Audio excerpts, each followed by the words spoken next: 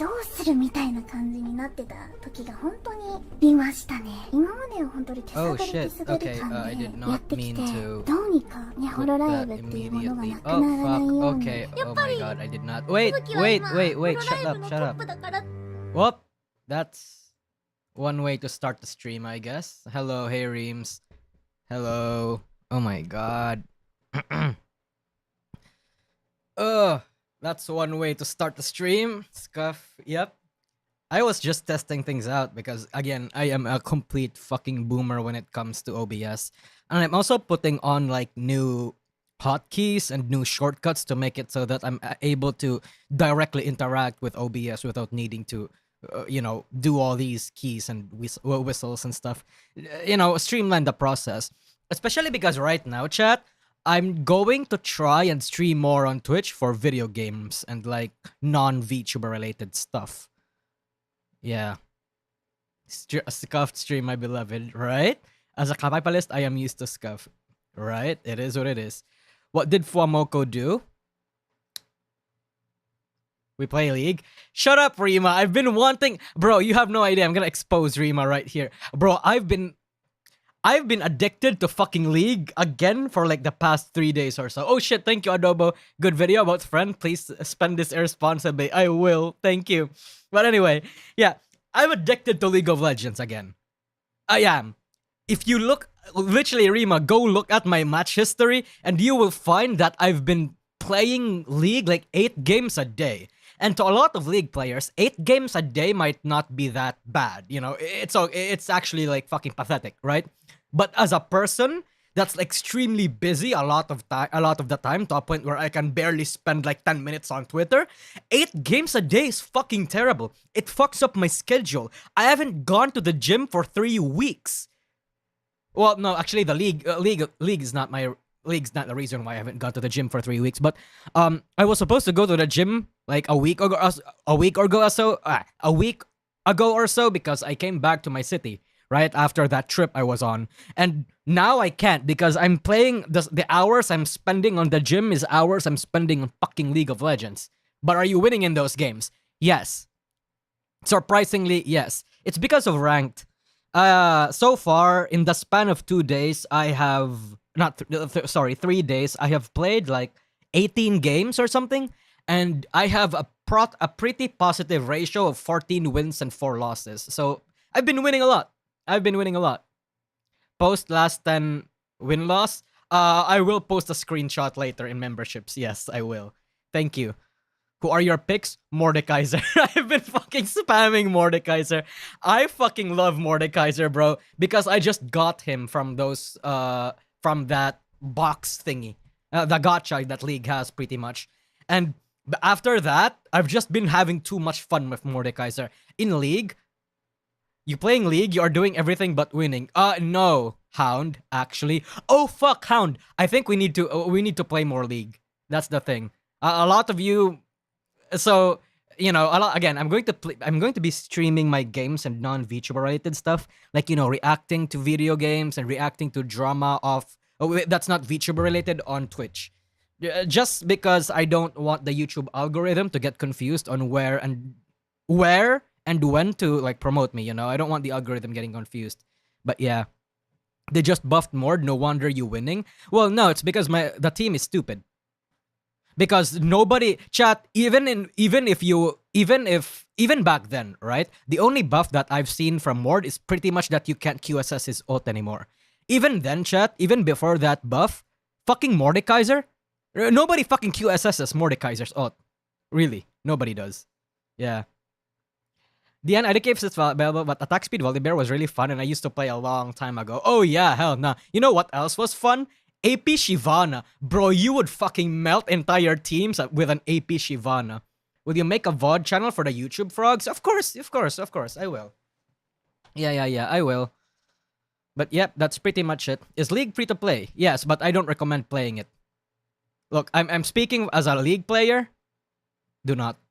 I'd wreck Helldivers too, but Sony, man. What happened to Hell... I saw a lot of you complain about that early on in the chat. Something about Sony not necessarily restricting, but doing something with Helldivers to make it so that a few people can't access it anymore?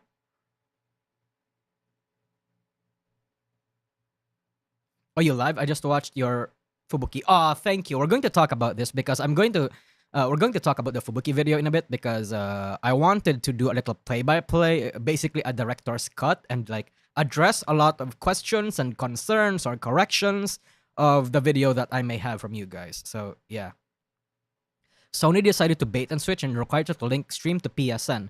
Not everyone can register PSN though. Why? What? I assume PSN means PlayStation account. Right? They are deleting your... Oh my god. Okay. Yeah, nah. Is that... Wait. That's a bad... I can imagine that's a bad thing. FYI, PSN not available in the Philippines anymore. So it's just Sony fucking kneecapping themselves as per usual then. Oh my god.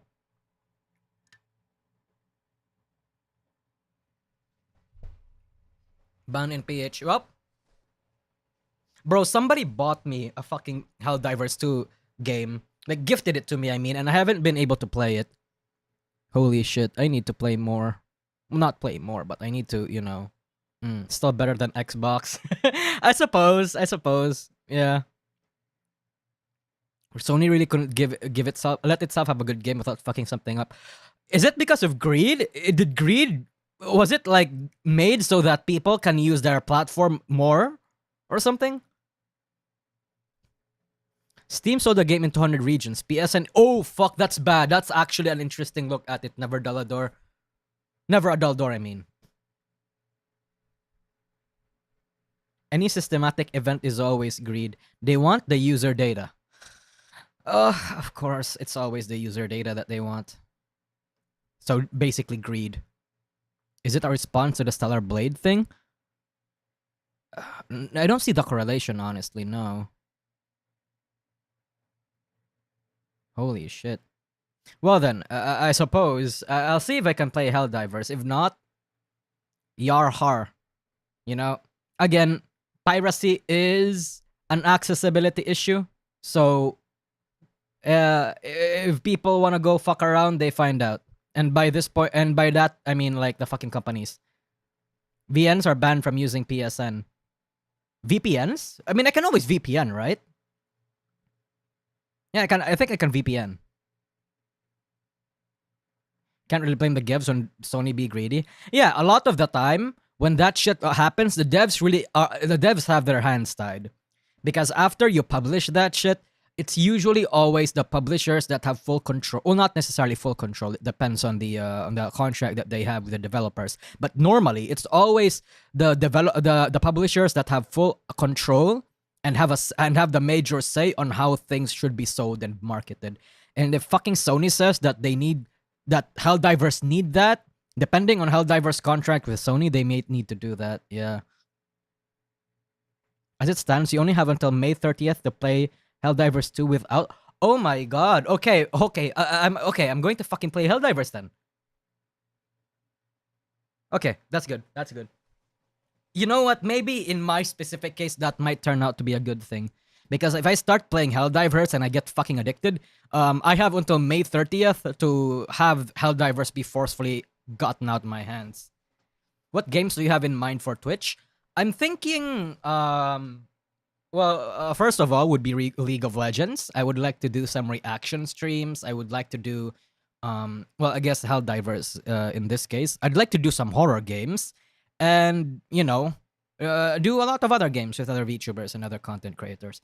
The one that I have in my head are the generic ones that everybody knows and loves. Honestly, I might also play a little bit of Hades, a little bit of whatchamacallit.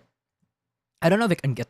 Am I allowed to play Stellar Blade on Twitch? I think so, right? I can play Idol Showdown, Power World, more, stuff like that. Dead Cells. Oh shit, Dead Cells. Fuck. Elden Ring, especially when the DLC comes out, stuff like that. Oh. I also want to play. I have never played whatchamacallit? That Armored Core 5 before, so I'd like to start. Yeah. I just want to say that I like the Fubuki video. It triggered my nostalgia when I first discovered VTubers. It also reminded me of your old videos.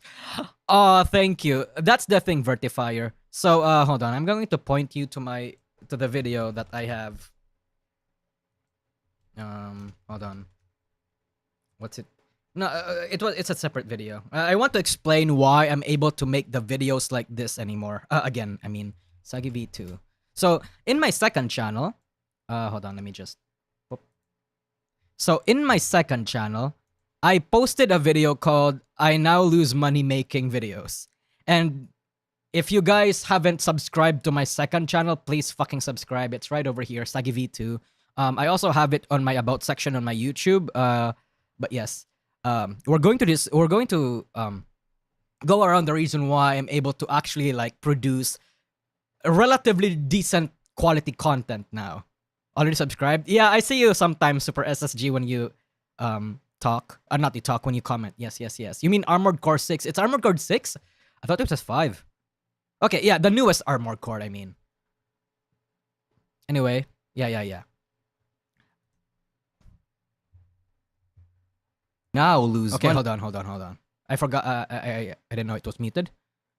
You reacted to the Big Falls April drop on another channel? I did, Book Wizard. I did, because I didn't think it was that important, or it was that big of a deal. I mean, it's a big of a deal for Falls for reasons that I explain further on in that video. But yeah, it was on the second channel. I want more. I'm wanting for people to like have more. Let's say, I want people to be rewarded when I watch videos from this channel.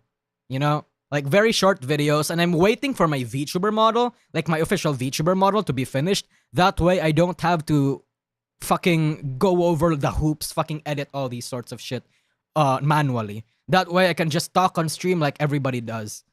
But yeah, have more ideas? Yeah, I have a lot of ideas for second channel content, but yes, hold on.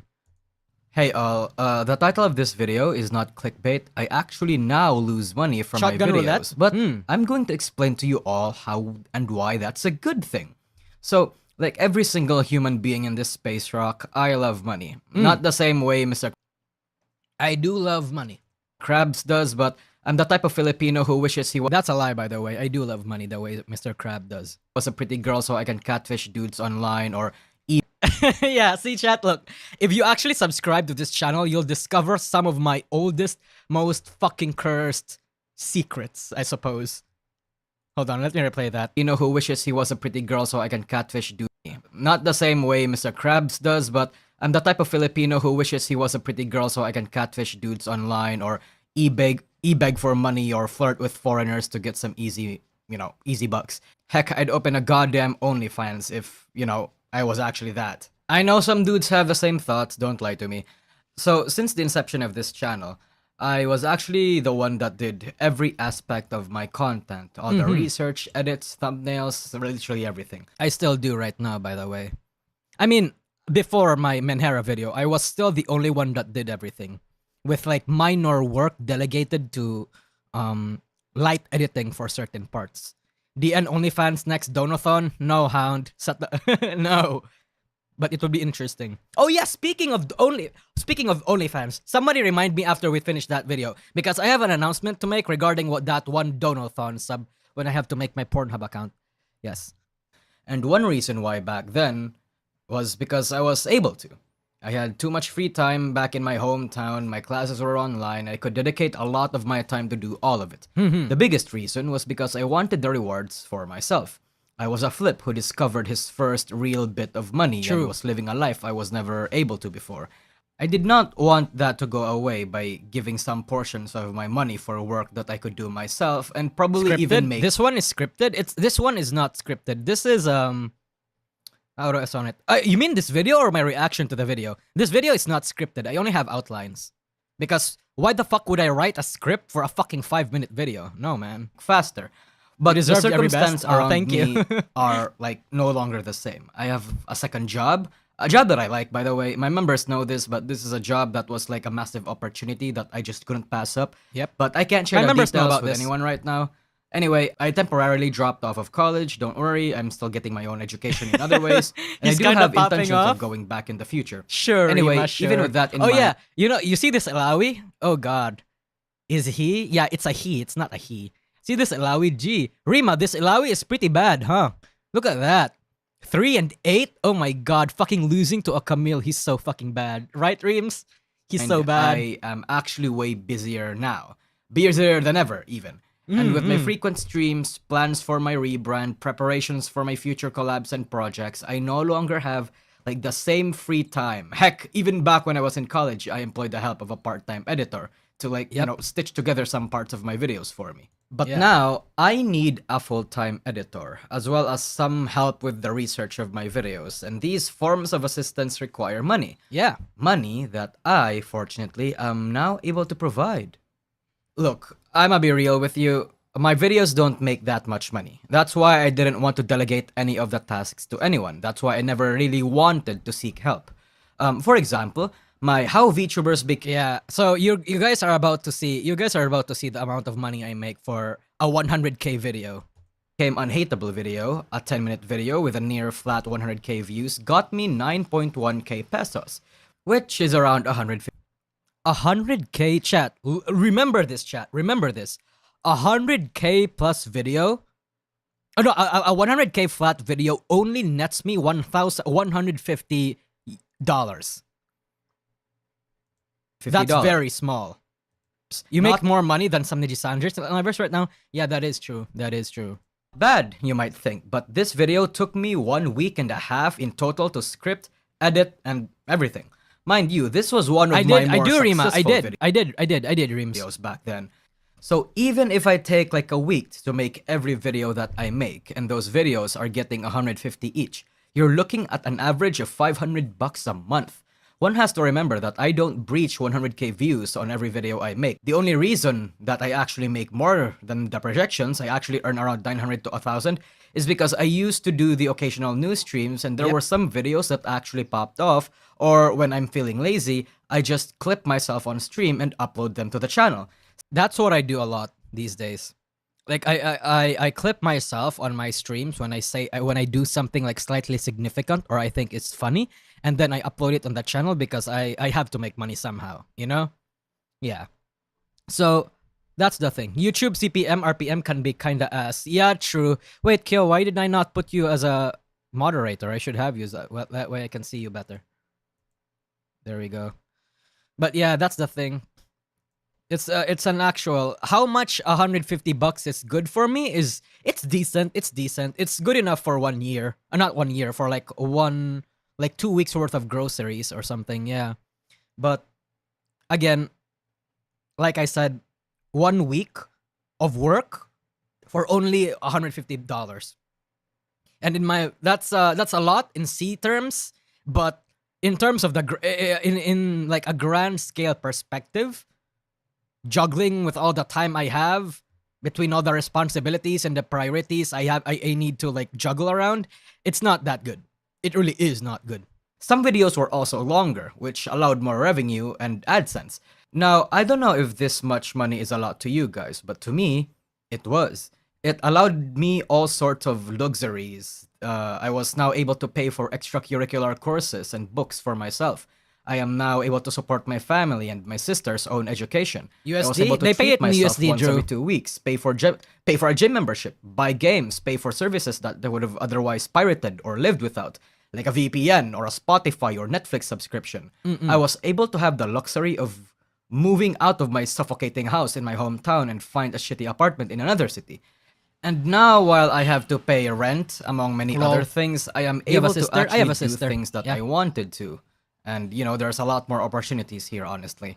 I have to be honest, my lifestyle inflated a little from before I started YouTube. Oh my god, and I Midclax, did thank not you for the 20!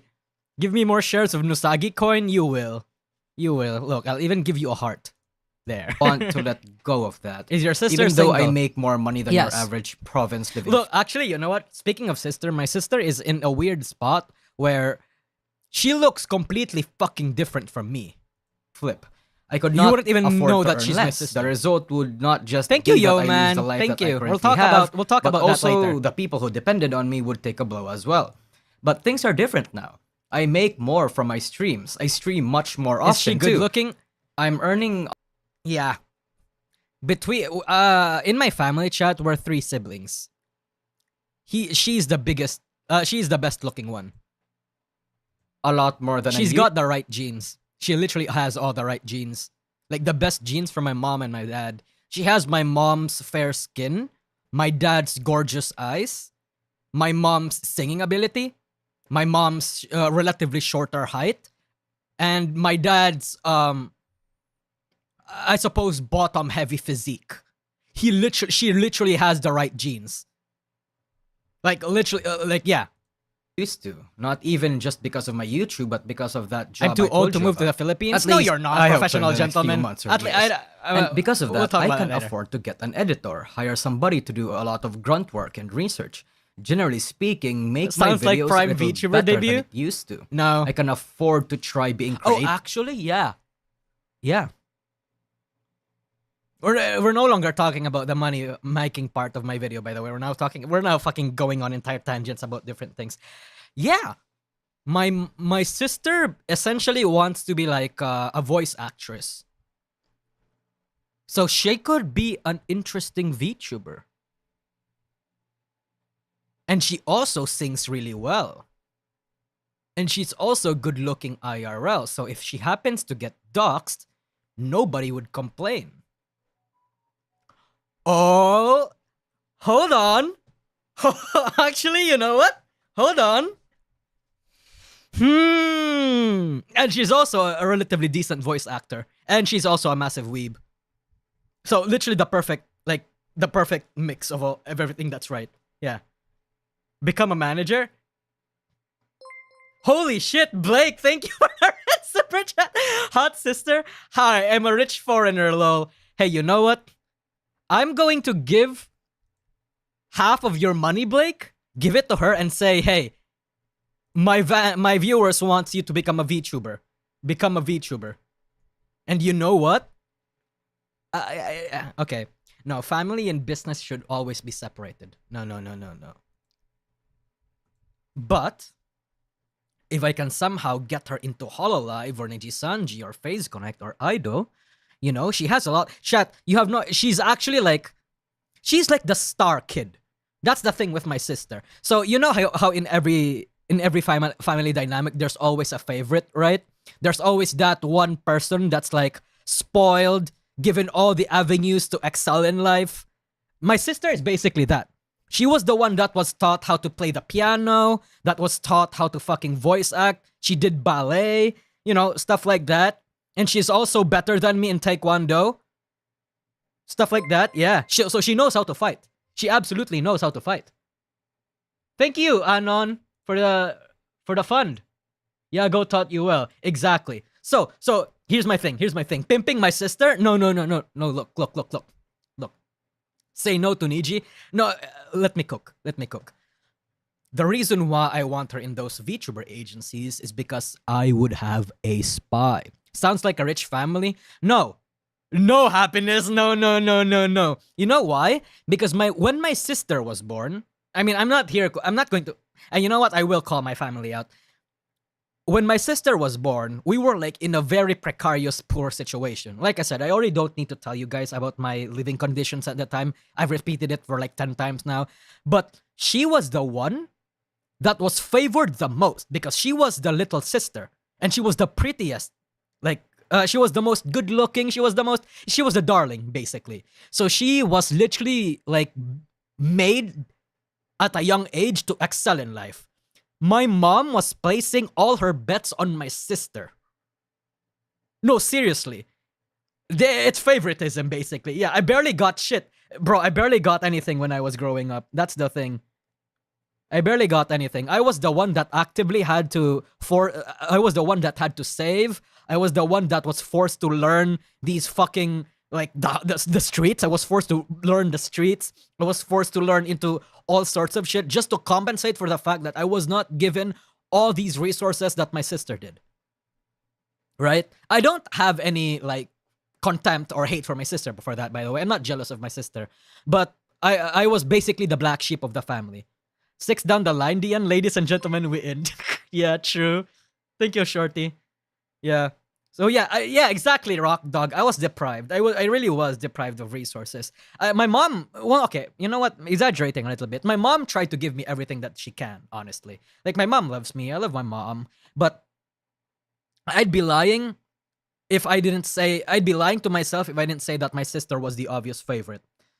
It's funny how things turned out now that that my mom is essentially relying on me for stuff, but that's how it works. So, she got the Ojo-sama treatment, right? Yeah. How many siblings? 3 siblings, basically. Yeah. It's because you were always Minhera. But is your sister based? No. Unfortunately, my sister is, oh shit, yeah, that actually might be a bad thing. Because my sister is all about that politics thing. Like, you know, she's all about, yeah, I want to support political causes. Yeah, fuck this one. Fuck this political side of the industry. She's open-minded, but she has her own biases and she's very vocal about them. So it's like, that's something that might translate really bad for you guys. But the thing is, she's very funny. And funny in a way where she would literally go on fights with people. She would literally argue with a fucking random person if she has a minor disagreement. So she's legit an Ojo-sama. Imagine Rima, but less mature. So I literally have a Rima for a sister. And maybe that's why I'm such a good friend with Rima. Or like why I really like Rima. Because in a way, Rima reminds me of my sister, but if my sister was a little bit more nuanced and mature. So your Vox was the Vox or Illyra of your family? The Vox. Yeah. Sounds like a feminist. Yeah, she is kind of a feminist. That's the thing. But I don't think it's necessarily a problem. Because, yeah, that's the thing. She has good traits. She would be a good VTuber, but her personality and some of her shtick does not necessarily mesh well with the audience that she might have. She would fit very well with like the Twitch crowd, though. She would. Mature? Nasagi, have you seen Oremo? No, Kyo, no. No. Super SG, thank you. I take my word. That's so. Oh, at the same time, though, chat. Look, at the same time, she says like retard and like Chinese slurs. She says slurs, but like not the politically correct slurs. Like she's not gonna say the N-word. She's not gonna say. She's the type to say plus size instead of fat. But she's also the type to say chink. She's also the type to say like, you know, all sorts of like slurs that are that are kind of cool, that are kind of funny to say. It could be fun, honestly. Like, I could see her pissing off a lot of people, and from the sidelines, I could think it's fun, but she's a bit of a Minhera, that's the thing. Slurs like Latinx. No, she's not the type to say Latinx. So, she's, you know how I said I'm slightly left-leaning, but centrist more so? She's not necessarily a far left-leaning person, but she's a little bit more left-leaning than me. That's the thing. What happened to Camila and Shondo? Oh, we'll get into that later. Bro, did DN just say a slur? I can't. Nope, it's not a slur. You know why? I'm an Asian. I'm allowed to say any Asian slur. That's the logic that Twitter seems to have, so Twitter can't cancel me. So she makes fun of other... yeah, she will. She will make fun of other Southeast Asians, and yeah, she will make fun of other Southeast Asians. Does she say Filipinx? No, she does not say Filipinx. Thankfully, she hates those types of terms. Like, she doesn't believe in that.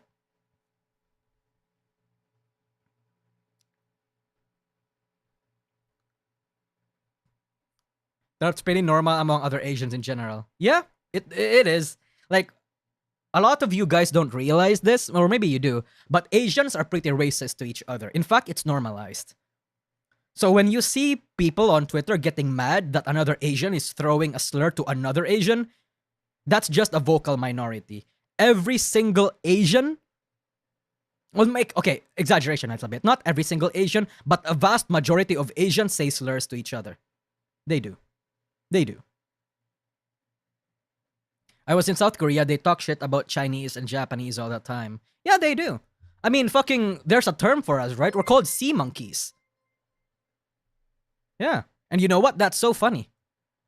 Like, I call other Southeast Asian sea monkeys. Right? Whenever I see a Southeast Asian being dumb on social media, back then I would pretend to be a white guy and call them a sea monkey. And you know what? I have every single right to say that because it's not racist when I say it because I'm Southeast Asian. So, yeah. This is like 3 years ago back then, chat. I've changed. Wink, wink, wink, wink, wink. No, I'm kidding. Wait. I need to stop outing myself. No, I don't engage with people online anymore. Not in that way. I have more important things to do than that now. But yeah. My daily life with a Menhera VTuber sister sounds like a light novel title that will sell like hotcakes. With your writing, you know what to do, DN. True, Super SSG. I will. Changed.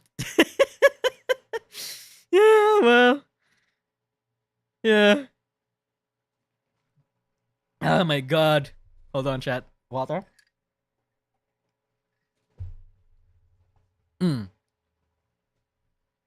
It's kinda like when a POC calls each other the N-word.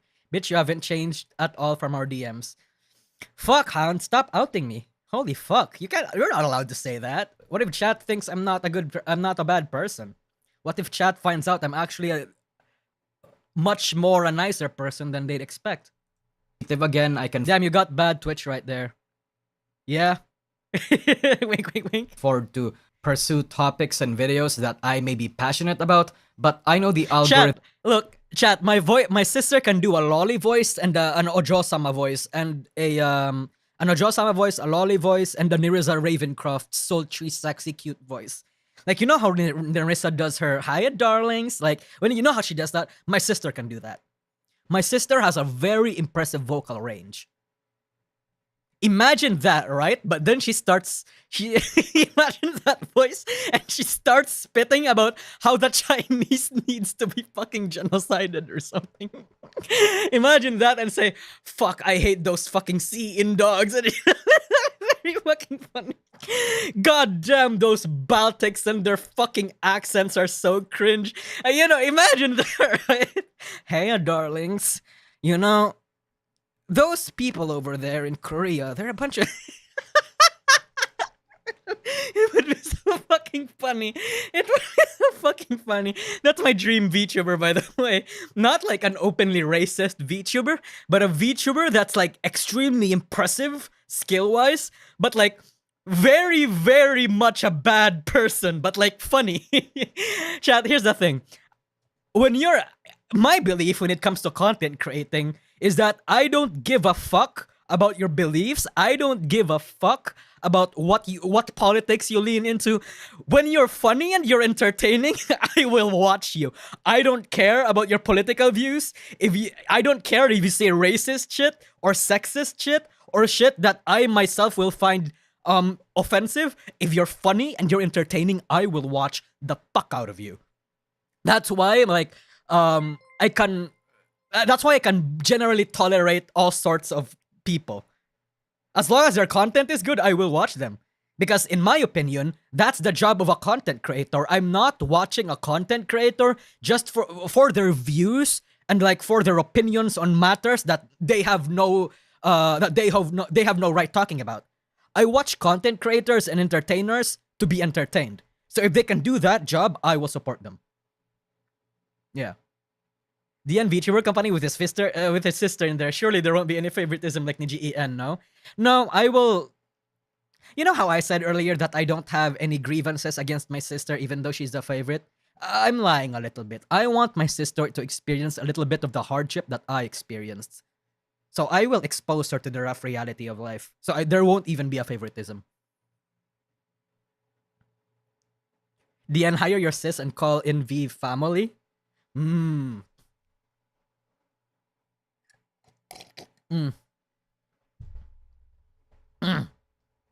So make her join Niji. Honestly, chat, my sister is pretty dumb when it comes to office politics. If she joins Niji, She's the type of person that would be that would double down on EG. That would be a bad environment now. I didn't want to be Hound. I got labeled this against my will. Yeah, the reason why I named Hound that way is because she's literally a dog, a good girl. You're a good girl, isn't? You're a good girl, right, Hound? So chat, you can bully her however the fuck she wants. You can call her a good girl. Tell her she's a good pet. Tell her she does a good job at work and stuff like that. Yep. You can tell her bow bow. No, not me. You guys. She's literally fucking older than me. I'm like 22, bro. Most VTubers are older than me. But yeah, you guys can do all sorts of pet plays with her. You have my permission. And the Hound has no whatchamacallit? Like, she won't be able to resist. Bitch, what? Yeah, I'm selling you out, bitch. I'm selling you out. Teehee. Tell her she's a good dog. Like, and that won't get that much views. Of course, I have to please the algorithm sometimes by shitting out like a half-baked drama. Now, this is something that I have to do a lot. Oh, thank you. Your sister can join. Thank you, Jay and Carlo. Your sister can join Face Connect since Rima is a horse. Your sister can be a mule-themed VTuber, and Pipa will make a pony out of her. My sister would unironically look at fucking Kangel and want that as a VTuber model. She's a Menhera, but she doesn't know she's a Menhera. That's the thing, chat. That lack of self-awareness, I think, is key into making a very impressive VTuber. Much views. Of course, I have to please the algorithm sometimes by shitting out like a half-baked drama video or, you know, the low-effort schlop that people actually want to see. So this is something that I have to talk about, not talk about, but I have to do sometimes in my channel, chat. Eventually, I have to like drama farm and make content around negative stuff and the stuff that I generally don't like making. Wait, okay, actually, you know what? It's not like I don't want to make drama content. It's just that a lot of the times it can get exhausting and I feel like it's not intellectually fulfilling. You know, it's fucking drama. Yeah, I consume drama. I like seeing drama, but I don't necessarily want to make content around drama all the time. That's the reason why I haven't become a news tuber. That's why I don't like farm out drama out the wazoo, even though there's drama that's hot and fresh, right? I only cover drama that I'm interested in, basically. But sometimes I have to make those videos in order to make the videos that I really like. Yeah. There's a fine line between skilled crass comedy and unnecessarily raw vulgarity. Very few content creators can balance that in good entertainment. Yeah, Ko. That's the thing. I have to coach my... If ever I groom my sister into becoming a VTuber, I will actually teach her that. I will teach her how to be vulgar in a funny way. You know, like Shondo, essentially. What we should talk about is how bad that Rek'Sai play was. Jesus, Ian, that's like bronze level plays. Get good, nerd. No, I know. I literally went straight for the fucking Alistar instead of the Aphelios. But here's the reason why I did this as a Hara. It's because the person that I'm fighting with right now is the threat. I wanted to keep Viego out so my team can fucking my team can kill the people that needs to be killed. Sometimes have to do that. See? They're fucking dying over here. Meanwhile, these three motherfuckers are on my ass. My team is like basically my job. What I was trying to do here is basically try to get their team off my team's dick. That's my job. Or at least that's what I tried to do. And I pulled it off successfully. Because look what happens the afterwards. videos I do want to make. And now... Look, the fucking Aphelios and the Viego is fighting me instead of fighting our carries.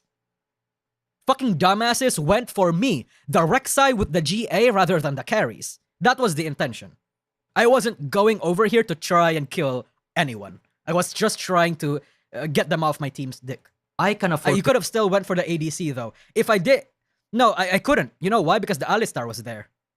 Oh, sorry, not the Alistar was there. I couldn't kill the Aphelios because he was too far.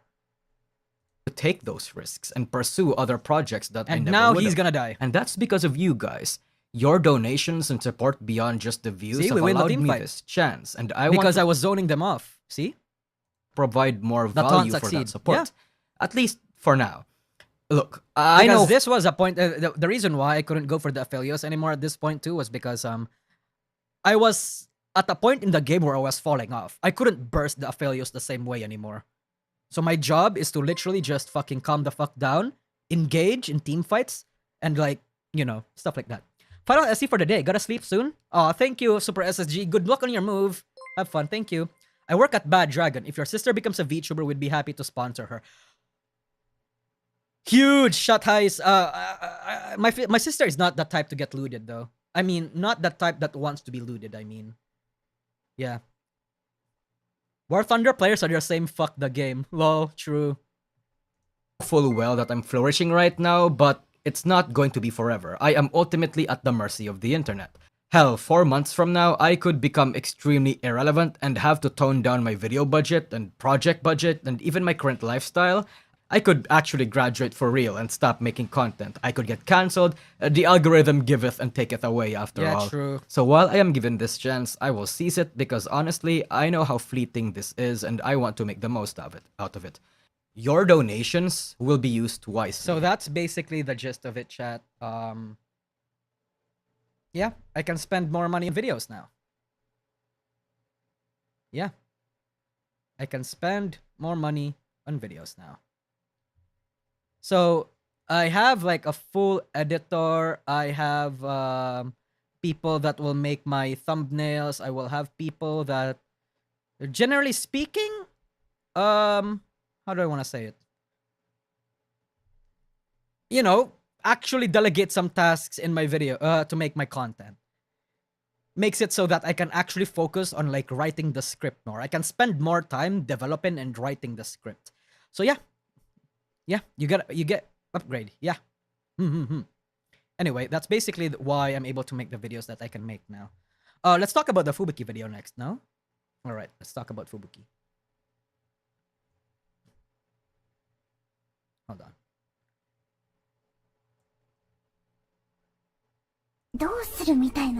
Oh shit, can you guys hear it? I can't hear it. Are you doing the Nijisanji and only using cheap sea labor? No. I'm actually charging, well, not charging a lot. I'm spending a lot for my edits. How do I want to say this? How do I want to say this? So I pay for multiple things.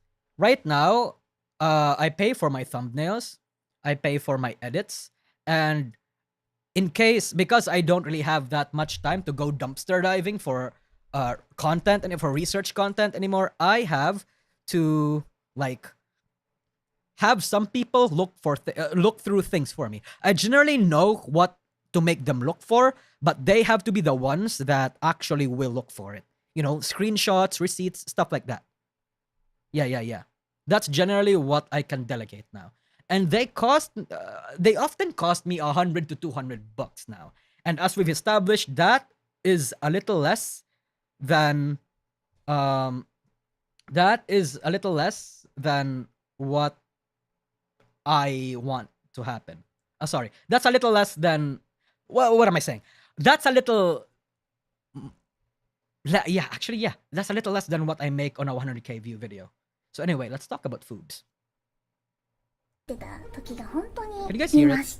今までは本当に手探り感でやってきて、どうにかね、ホロライブっていうものがなくならないように。やっぱり、Fubukiは今、ホロライブのトップだからって言われて、いやでも、みんな一番なんだよなって思いながらも、ような数字に負けたくないなっていうのが、そう、すごくて、いや、そんなん関係ねえよ、バカ野郎っていうね。Wait, let me remove my model. ところを連れてきたんよ。そう。それでゲーマーズになったんよ。そうなんだ。Hold on, pause. So chat, I started this video in a direction that I've never done before. Right? I wanted to experiment what it would look like in terms of being a hook. You know? So I suppose if you don't know, the first 30 seconds of any YouTube video is important because YouTube is more likely to recommend videos based on their attention. You know, like how long people are watching, and that's what and how they primarily base it on. So the first 30 seconds are key. Because if a lot of people are watching by then, the video will then be most likely to get recommended by the algorithm if more people watch the first 30 seconds. And, unfortunately, the Fubuki video did not really do all that much. I mean, the video isn't doing that great compared to my other non-drama videos, but it's doing better than the Menhera video at least. But the thing is, the Menhera video got a boost because I got put on blast on Twitter. This video, I imagine, won't stir any sort of controversy, but I do hope it picks up in the algorithm eventually, This video gave me lots of information about Fubuki. Thank you. So that's the thing. So I started this video by a clip compilation. Why were you put on blast? Because some guy on Twitter did not like the fact that, multiple guys actually, how want to describe this? There were a few guys on Twitter that did not like the fact that I put Shiori in there, thinking that it was clickbait, and because apparently the title and the video content would be problematic. Yeah. So because Fubuki, because I changed the title into something along the lines of Menheras are what's it called? Like how mental illness became cute and sexy or something. Yeah. They clearly didn't watch the video. Of course they did not. They didn't watch the video, yeah. So some people came to watch it.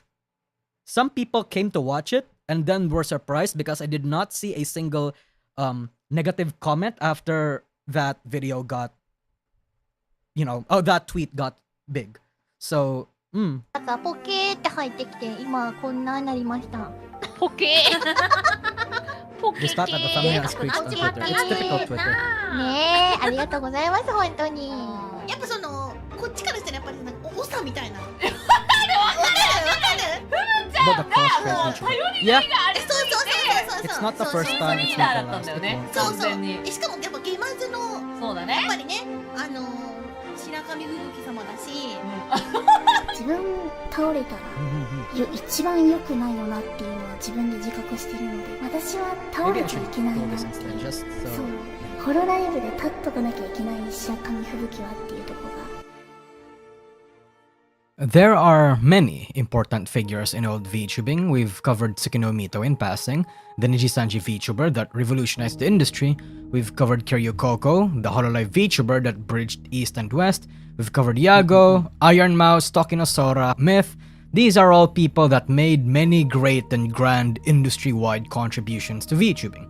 But what about those that contributed in a smaller, more local scale? Those who poured their blood and sweat and tears in places that almost died, stepped up to take care of other VTubers around them when they themselves needed the same sort of help. Someone who chose their beliefs and community when confronted with a fierce, almost career-breaking opposition. There are... No, actually. Nijisanji during 2019 was getting shit on by a lot of people. Even a lot of the JP fans, at least.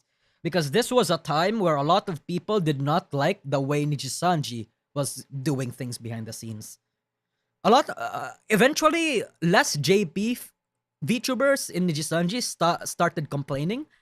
So, I'd have to assume that by now, NijiJP is probably doing a lot better than how it used to in 2019 and 2018. But even back in 2019, a lot of people were complaining. Many, like the each deserving story of their own, waiting to be told. If not me, then by someone else. But right now, there's one I want to highlight, and it's been a long time coming. I've made many an appreciation and history video regarding Hololive and their recent happenings, but never Fubuki herself, even though she has always been one of the prime candidates to make a video around. The main reason why that was because every video needs clickbait thumbnail, and I'm so tired of people screeching about clickbait. Who cares? Grow up. Also, L+ ratio. The thing about that, Rima, is that content creators understand that you need a little bit, or even like a decent portion of clickbait just to in order to get views. But normal people, like people that are not content creators, will not understand that. They won't. But yes, I was afraid that I couldn't cover her as well as she deserves to. Perhaps there are fans out there that knew a lot more than me, fans that loved her more But than not I too did, clickbaity. somebody I don't else even that could think my perhaps video was that do this video clickbaity. justice. But regardless if there is or there isn't, I still Like, wanted to try. yeah, obviously we don't want it to be too clickbaity, but I feel like my clickbait in the Shiori video was not clickbait. Because if they knew what happened to Shiori, if anybody that was paying attention to Twitter, to 4chan, and to the general community when Shiori came around would know exactly why I put Shiori in there.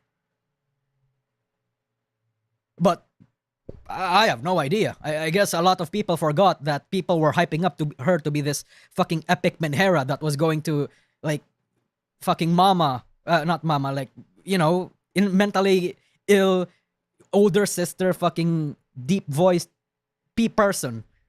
Try. Yeah. And this is that attempt.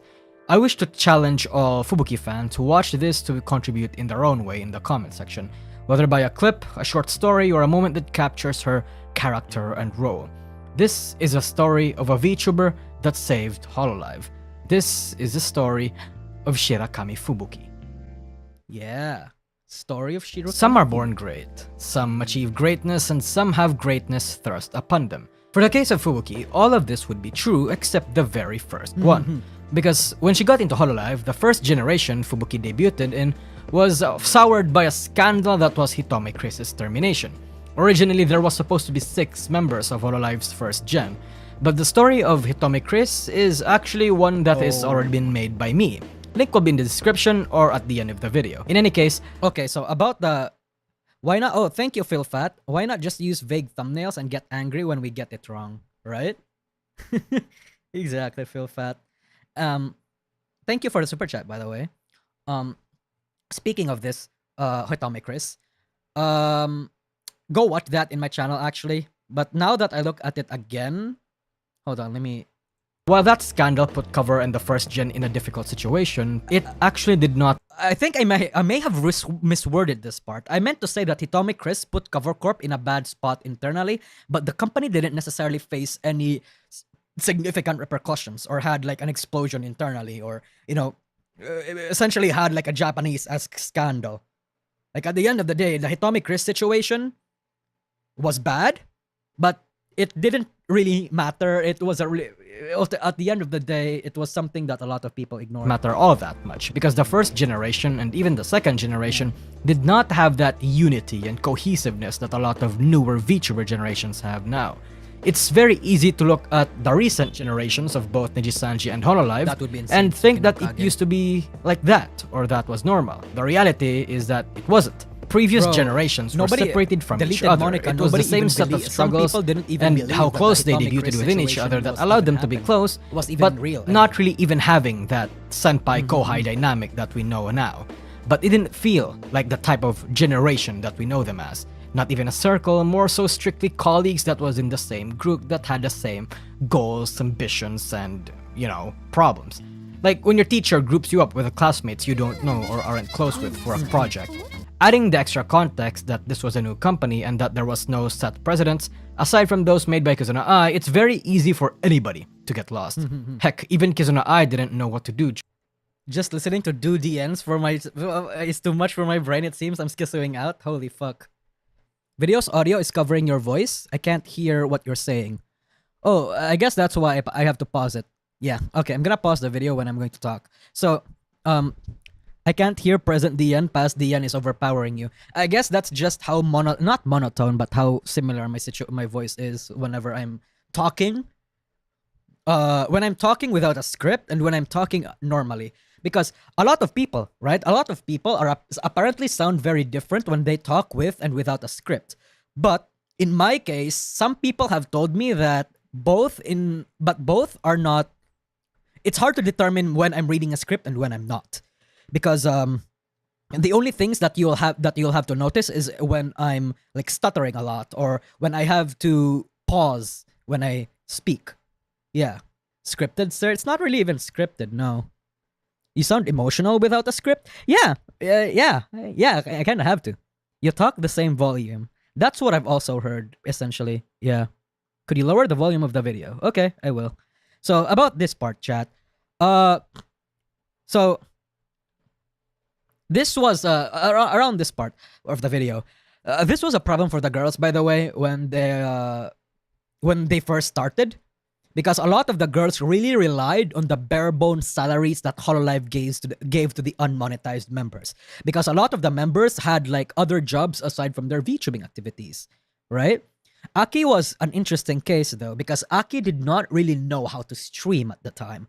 Like, other people had to help her get into streaming. Yeah, so like I have to wonder, right? I have to wonder what prompted Aki to be in Hololive in the first place. I don't know if it was to be an idol too, chat. Some people might say that, well, because Aki wants to be an idol, and I don't really know about that, because back then, like in 2018, Hololive didn't really market themselves as like an idol-centric VTuber company. They were a tech company with VTubers to represent their stuff, just like Nijisanji. And I think the reason why they even started with the first gen in the first place was because they saw Nijisanji's explosion and wanted some of that pie. So that's basically what was going on. Yeah. Dancing, perhaps? Perhaps. During her peak popularity either. Faced with being unmonetized When he talks about and NTR, low he sounds very motivation, passionate. not knowing Indeed what I to do. do or even what to Indeed I do with do. other people, it was bad. And in the words Sora of always wanted Fubuki to be an idol herself, singer even and decided managers to did follow not know life. what to do. Some members, Why like was Subaru a Aki, hard watch at first? Have you... Her voice, Reams. Her voice.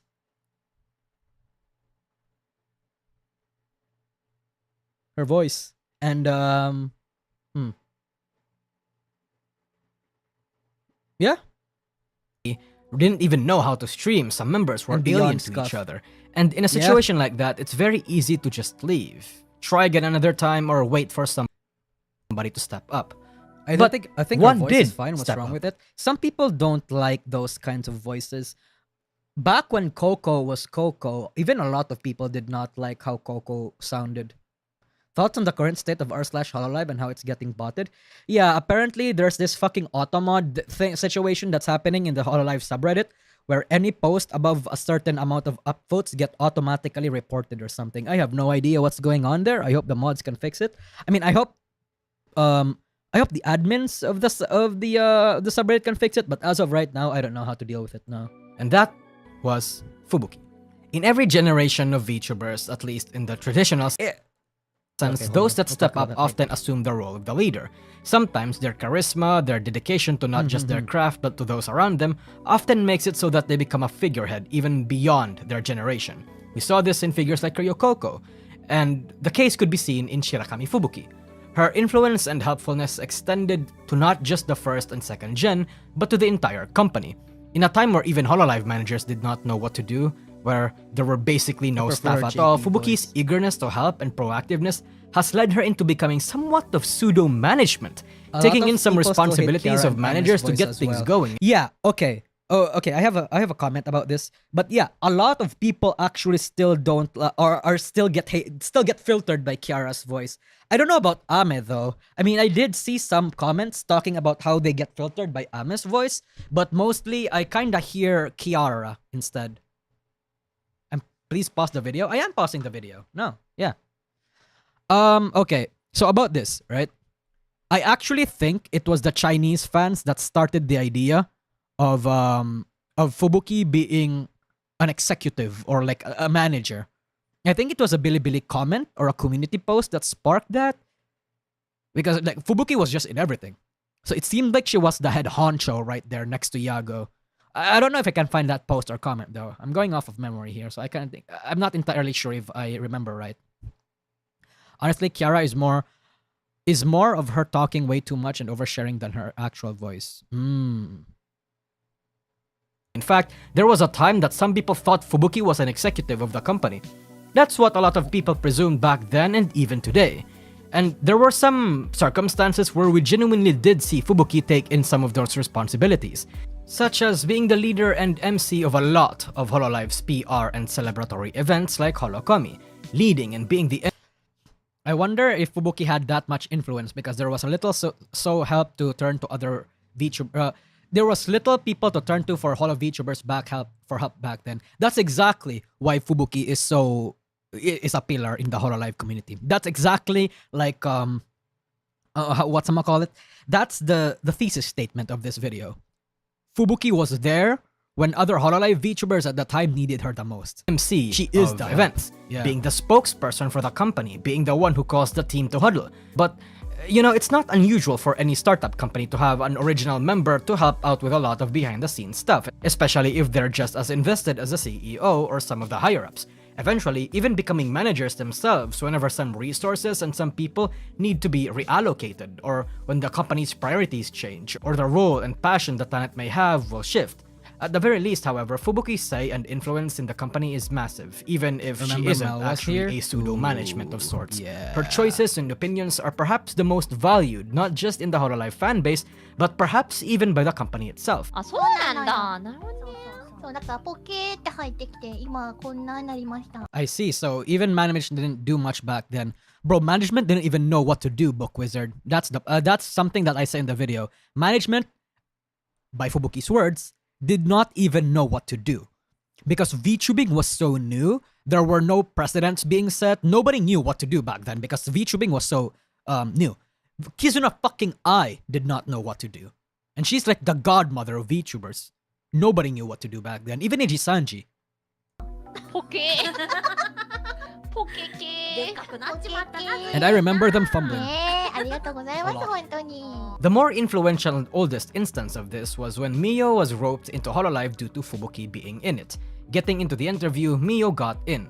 There was a time when Hololive auditions were just not serious or official or streamlined, and from there, Mio and Fubuki referred Ukayo to the company, and then Ukayo referred Korone.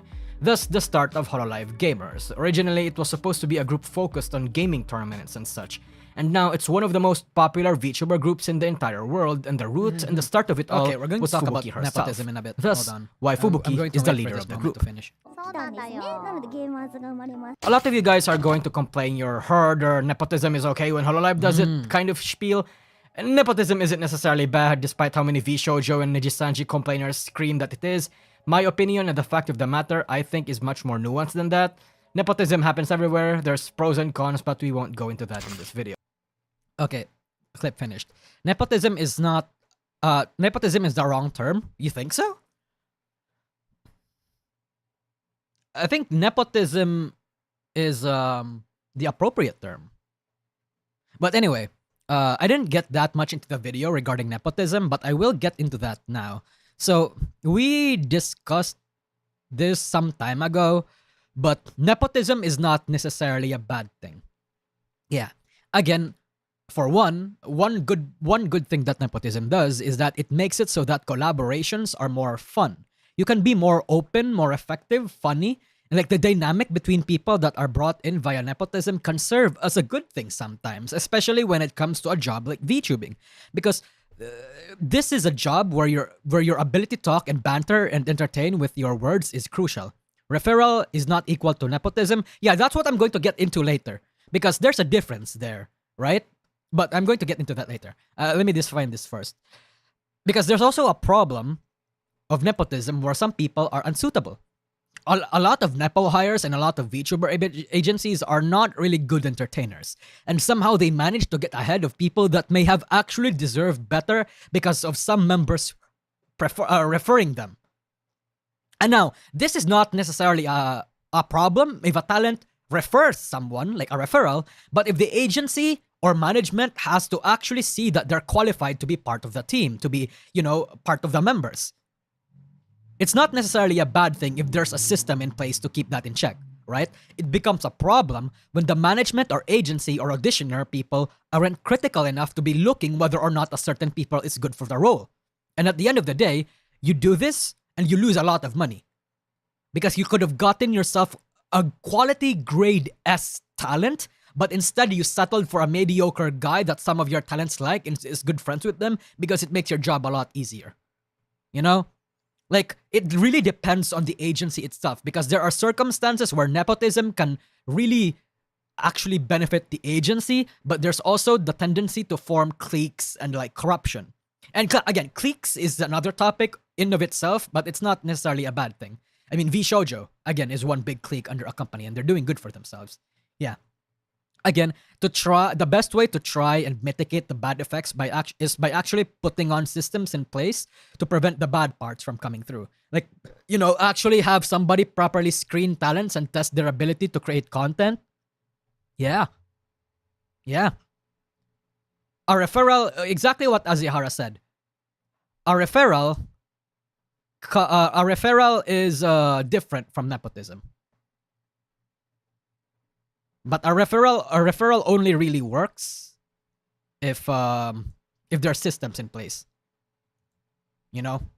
If they're actually hired for their merits and not because it's way easier for the agency to do that. やっぱそのこっちからしたらやっぱりなんか長みたいな。わかるわかる。いやてか当時長だった。 V-Dairy announcement? やっ Nope. ぱりふるちゃんがもう頼りがいがありすぎて、 We'll get into that チ on ーム stream. リーダーだったんだよね。そうそう。完全に。しかもやっぱゲマズのそうだねやっ。ぱりねOkay, so this part. Part of the reason why Fubuki might not have the same influential role as she did back then is because of their usage of was. Not sure if it was a translation, but yeah. 村上吹雪様だし。ふぶちゃんに育てられ Results た will まで always ある prove から nepotism was the bad move. In a time where Hololive, Nijisanji, or any of the big companies knew nothing of what was the right thing to do or what was wrong, in a time where not everybody was familiar with the technology and culture, the requirements, and the toll such a job would take on people's mental health, Fubuki was there for them, mentoring them. And speaking of being there for people and their mental health, when I said that Fubuki was there for the entire company, I meant all of the company, including Holostars. Holostars was in a dangerous situation, especially when your VTubers are labeled and branded as idols. Nevertheless, the CEO wanted a male group for the company, and a male group did come. Like Miyabi says, it was met with overwhelming pushback. Not a single Hololive member would even try to reach out to them or even speak their name. The first ones to really break this barrier, though, was actually Matsuri. Which is kinda cool, actually, since Matsuri was the kind of VTuber that just does whatever the fuck she likes. And her fans knows that, and it also helped that she was a massive fan of Nijisanji, who had that kind of culture normalized. Fubuki, though, was also a supporter of this cause alongside Suisei and other Hololive VTubers, even today. Although she likens herself to be an idol, she does not necessarily like all the aspects of its cultures. One culture that she disagrees on, as we've established, is this divide between males and females. Not to spite the idol fans, but just because she does what she wants. There was also a moment in Hololive Gen 4's... Okay, I'm putting a lot of words. Actually, you know what? I think this was an oopsie on my part. I'm putting a lot of words in Fubuki's mouth. I need to stop doing that for future videos. I am assuming intent and preferences based on actions and like variables that doesn't necessarily prove what I'm trying to conclude. Yeah, I need to stop doing that for future videos. Okay. Tokoyami Towa's career, where the girl essentially had a...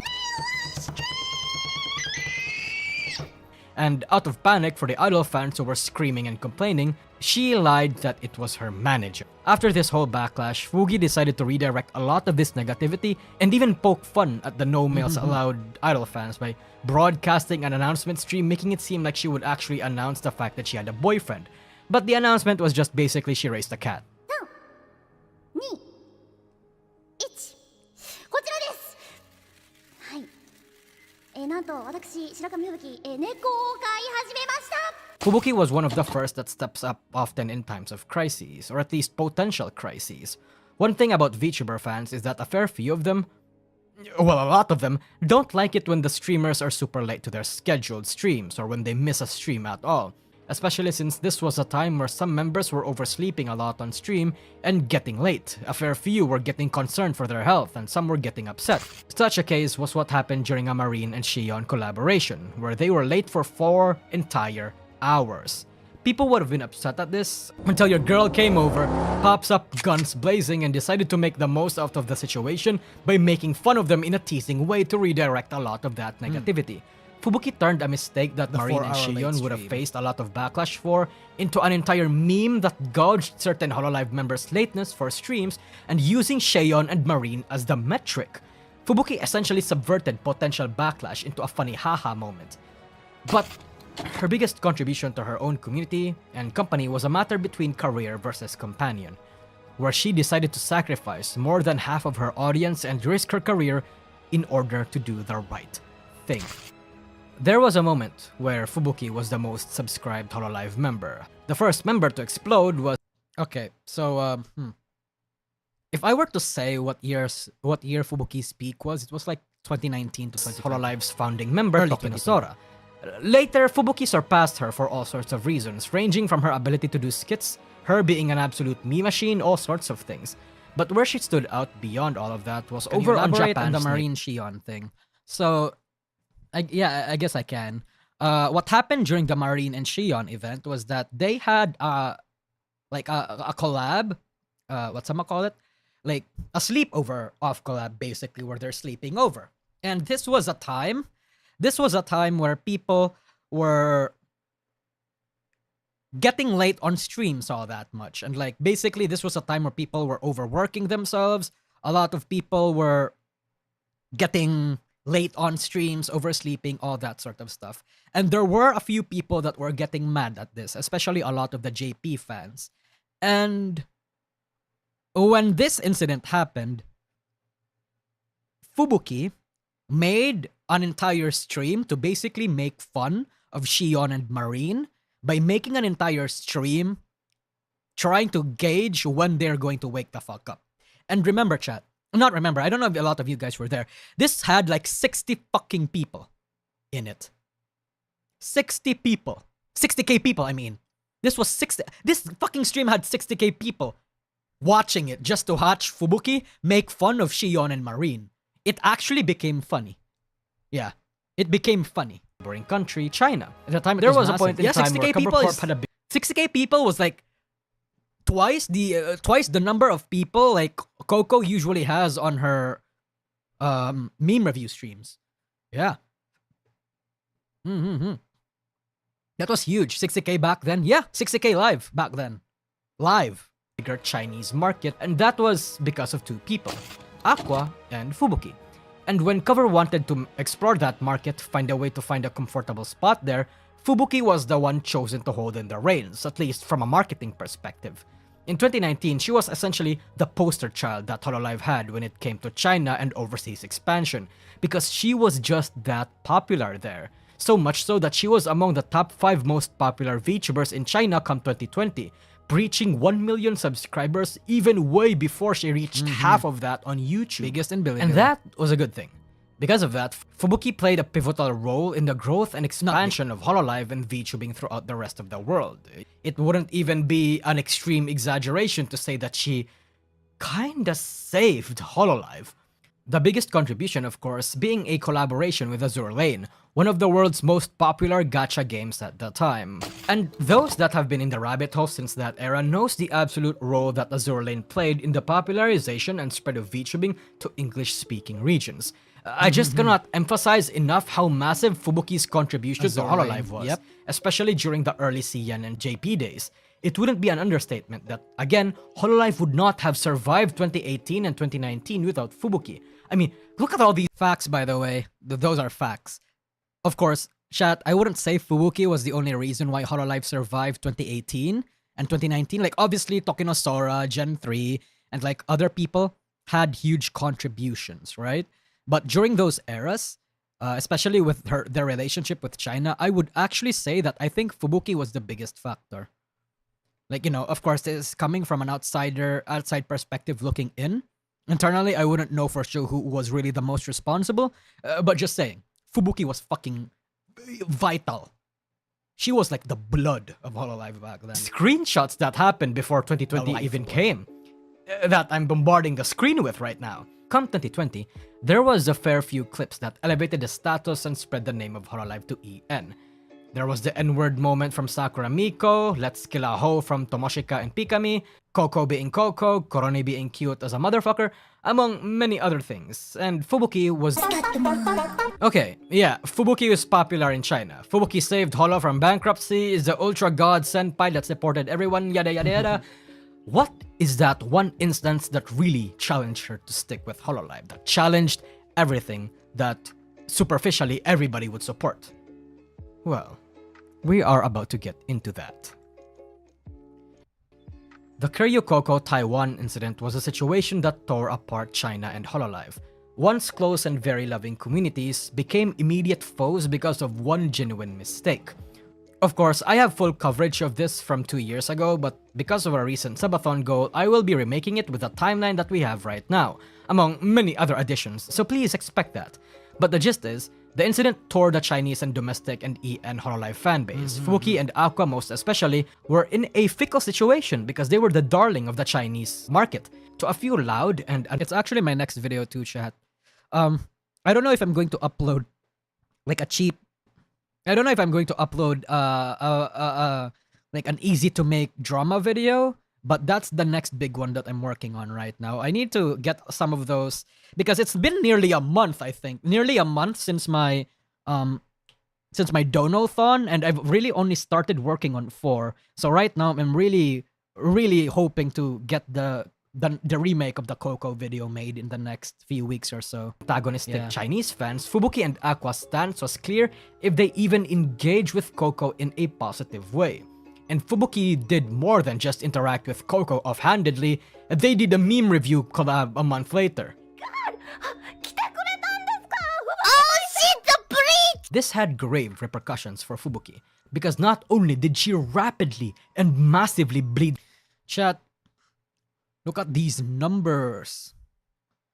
Look at these numbers, chat. That's how big it was. Like, within a month or two, right? Fubuki dropped 200k subs in Bilibili. Chat, Chinese fans were even mocking her for it. Like, because Fubuki dropped from 1.2 million to 1 million flat, they were saying, congrats for reaching 1 million Fubs and those kinds of stuff. It was bad. It was really bad. Like, Fubuki got wiped off the face of Bilibili after this. And again, her translation team, among other things, were gone. Like, actually just, yeah, subscribers from her Bilibili account, but she also had those same aunties that spammed and harassed Coco, and Fubuki raiding didn't care. and spam. It's hard to, I'm not going to put any words in Fubuki's mouth anymore, but it may not seem like she cared from the outside looking in, but internally she could have been mentally breaking down over this. Especially since Fubuki was the fan favorite alongside Minato Aqua in China. And to have those fans just turning against her, that's... Ooh, I think she does care. I would fucking care at least. Yeah. Her stream chat as well, constantly up her ass for an entire year, even till the end of 2021. The Chinese aunties was just not letting Fubuki go. Fubuki effectively decided to cut all ties with China, all for the sake of her friend, for the sake of Hololive. There's a saying peddled around by many fans who was there when she said it. She said, as long as I'm here, you can still put your... If they turn against her for that, they're not fans. I don't know. That's the thing about being a fan. I feel like there are decent reasons if a person that you are quote-unquote a fan of... Well, okay, no, let me reword that. I think there are decent reasons for some people to become no longer fans of people that they used to be fans for. Like, for example, if a certain content creator, if you like a certain content creator because she made or he made this sort of content, but then suddenly she stopped making that sort of content, I think it's fair to say that you're no longer a fan of that person. I think a fan is not somebody that follows you absolutely no matter where you go and no matter where you do. A fanatic, maybe, but not not like a fan, you know? Yeah. I want to say most of those were bots and not fans. It's not bots, Kong. Unfortunately, it was not bots. The dramas back then was just that big.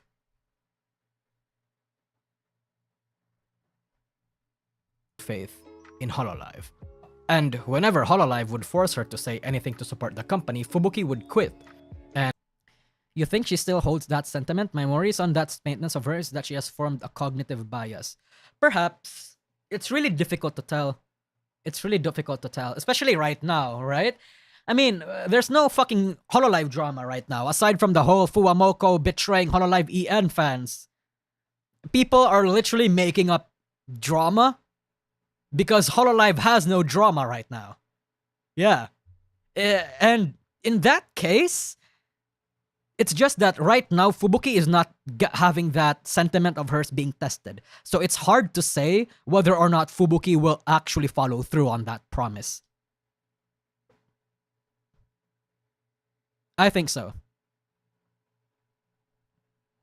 But it's just that Fubuki, so far, since her tenure in ever since her tenure in Hololive, did fulfill a lot of her promises.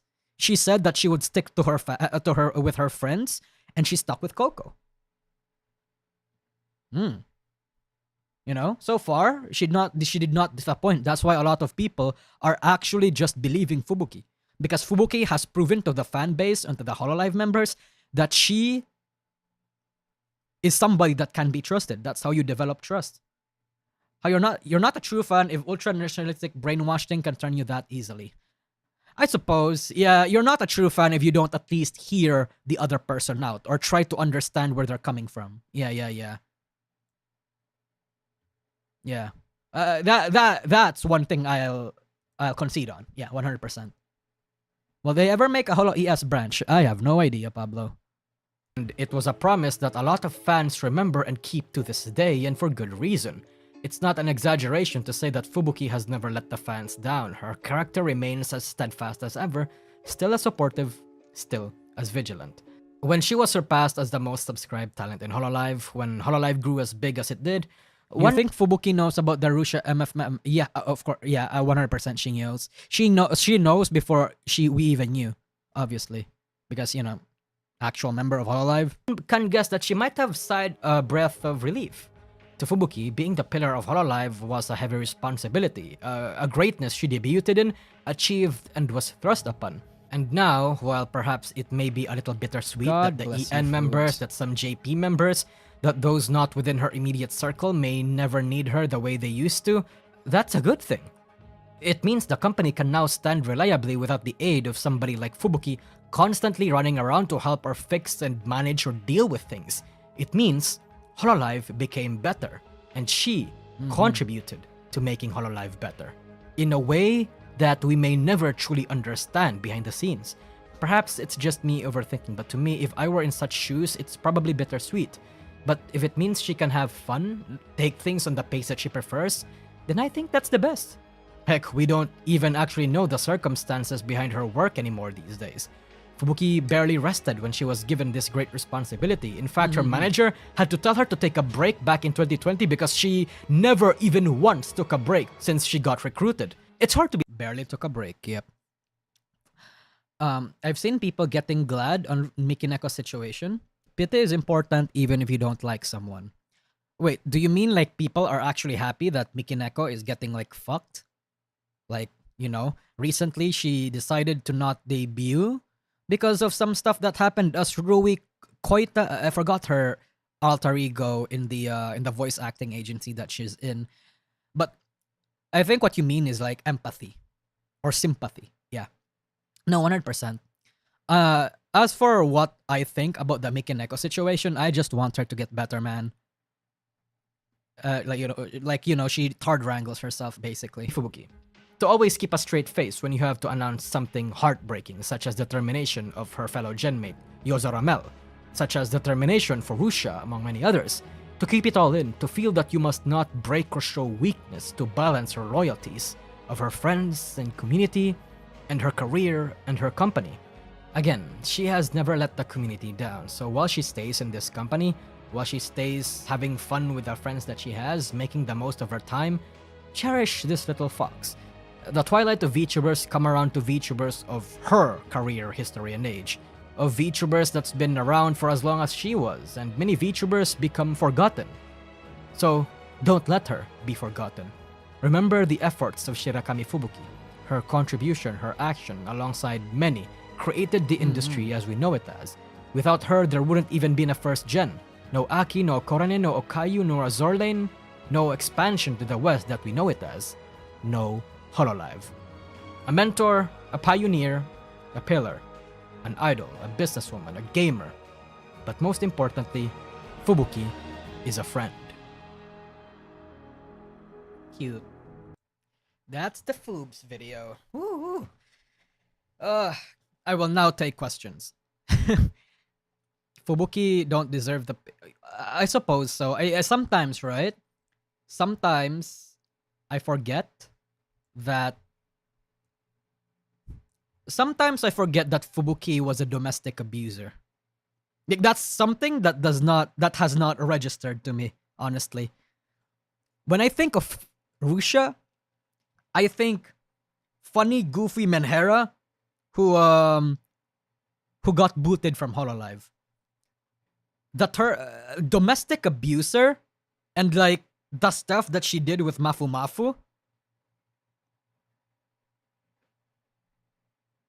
Fubuki? Shit, no, not Fubuki, Rusha, chat. Wait, Rusha. I was talking about Rusha. Wait, sorry. Wait, I crossed wires. Yeah, I crossed wires. Oh my fuck. Rusha was a domestic abuser. I forget that fucking Rusha was a domestic abuser. You know, Mafu Mafu. Oh my god. I nearly got cancelled by Sukorns over there. Holy fuck. See, chat, this is what ESL does to you. Holy fuck. Oh my god, hold on, let me just get some water. Oh my god.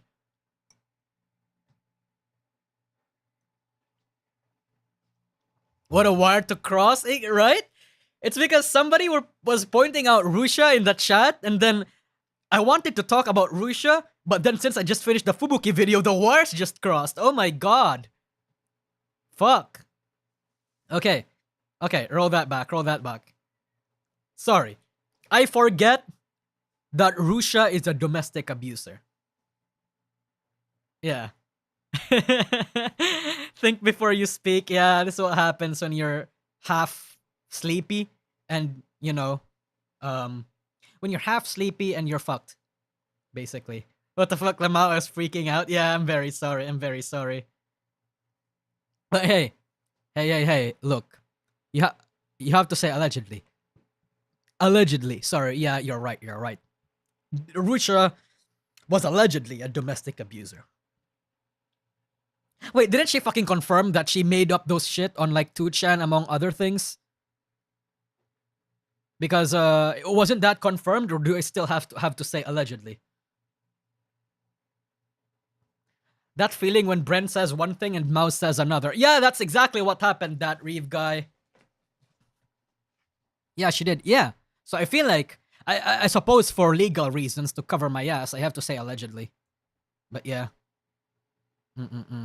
She denies it, so no idea. She denies certain parts of Mafu's accusations, but I think she... Yeah, if I remember correctly, she did admit that she indeed did make up shit around Mafu Mafu. That was confirmed. That slander, though? Yeah, making up shit just to make somebody look bad. She basically admitted to slander. Yeah. Physically abusing? I mean, abuse doesn't necessarily just be physical, you know? Yeah. Did she kill the cat? She did not kill the cat. But that was wild because a lot of people were misinterpreting Rusha to also be an animal pet abuser. And that was fucking wild. Bro, holy shit. Yeah. But, you know, we'll see in a couple months and see if a lot of those allegations are proven correct or wrong. But she did steal Mafu's house. Something like that. It was more so Mafu gave it to her. Because Mafu was just that of a simp. They wanted to live together and shit. But then she kicked Mafu out and did not want to be around Mafu. So, is it really stealing if Mafu gave her the house in the first place?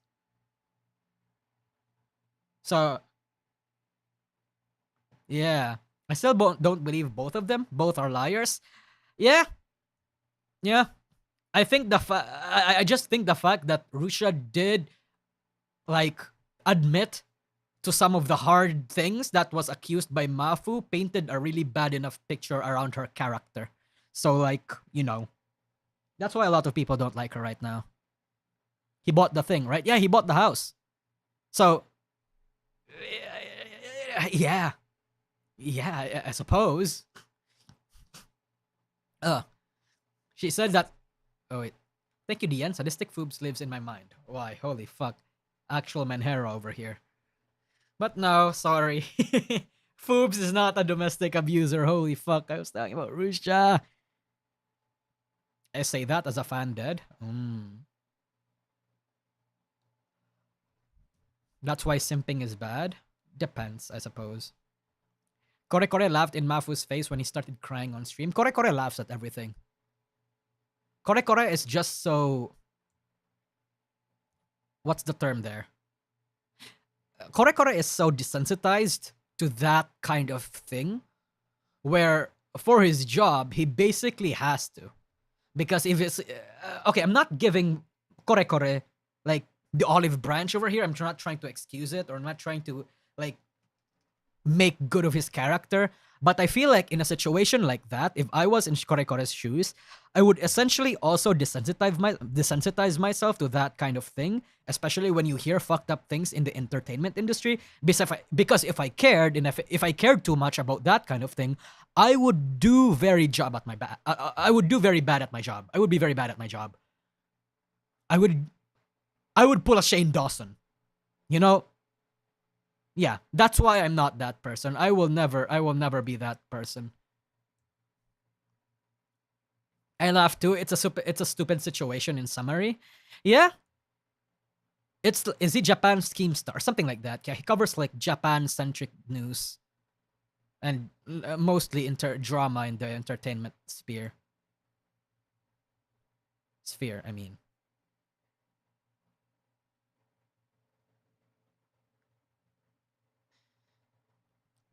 You can be desensitized and also be mindful of your act at the same time. Doesn't this Gore Karai believe in the matter?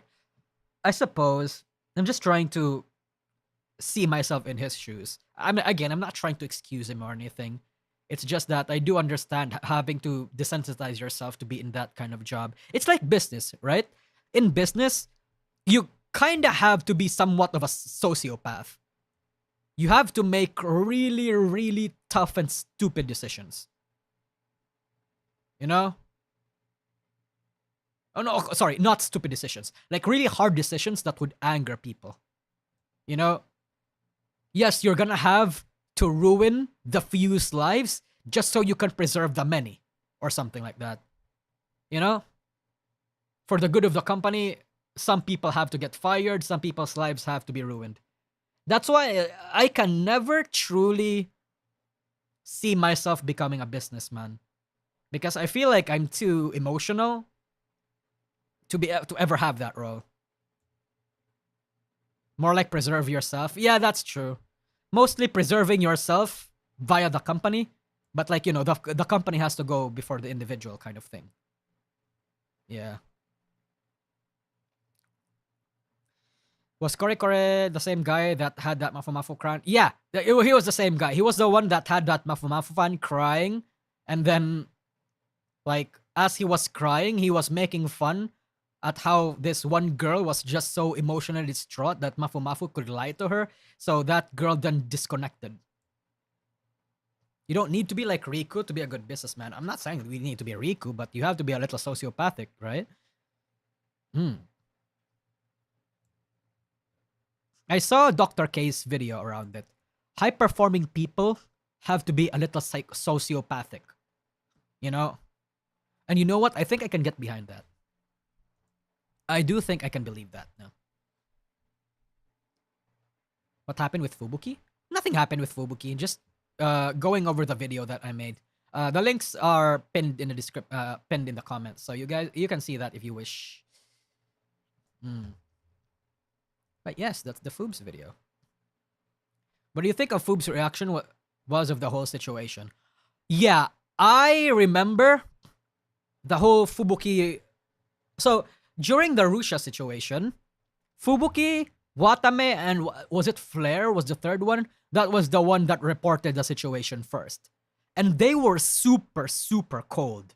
Especially Watame. I would have expected Watame to be the same, to be like fucking emotional, mentally breaking down. Because Watame is like the most emotional and very emotionally fragile member in Gen 4. Perhaps even in all of Hololive. So the fact that she was fucking stone cold and barely gave a shit when she announced the Russia termination stream, that was signaling all sorts of red flags on my end. So the fact that she did not react that way at all was big. That was a huge deal. So a lot of people were throwing flack at Flair, Fubuki, and Russia. Not Russia, and Watame for that one.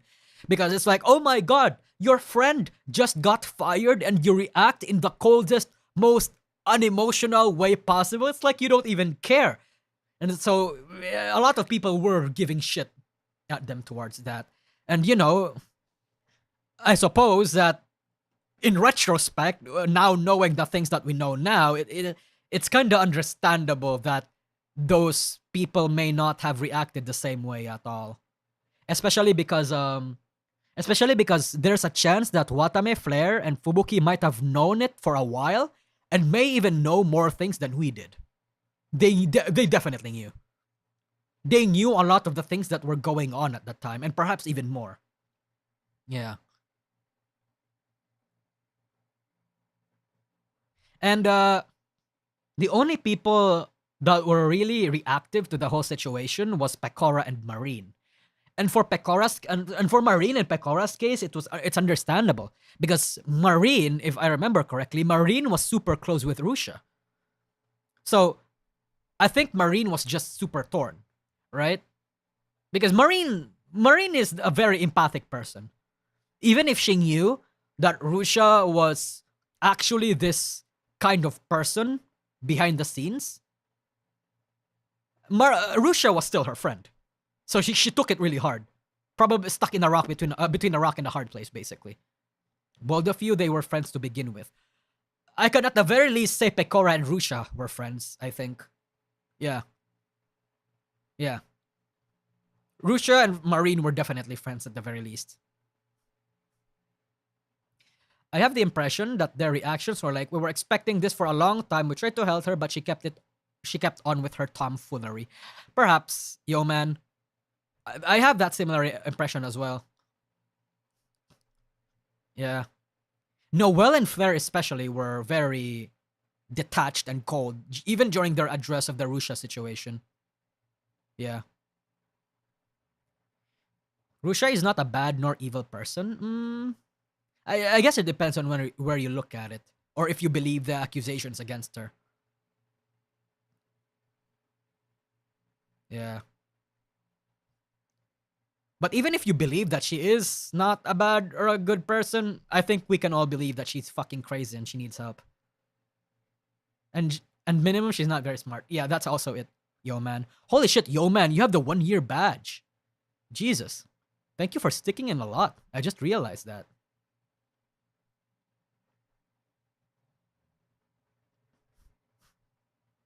Rick Owell, also you. Wait, is that the 1-year badge or the 6-year badge? I genuinely forgot. So the interaction between Flair and Russia was fake. Not necessarily fake. Professional. You know, you can still be in good working relationship with people you don't like.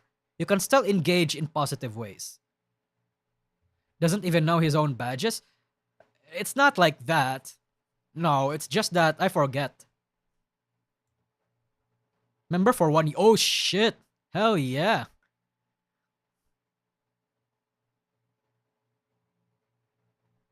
Six year? Wait, did I say 6 years? I meant 1 year.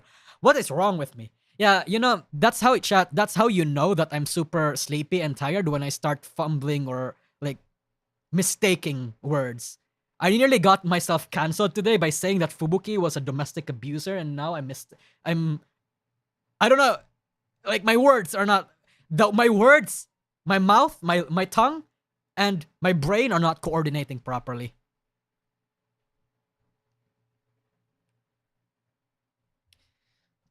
It's 3 a.m. I still haven't gotten to a lot of the other stuff that we needed to talk about. There's still a lot of stuff I wanted to talk about, like React's concert being fucking cancelled because there was a bomb threat. Holy goddamn shit. Hold on, let me pull this up.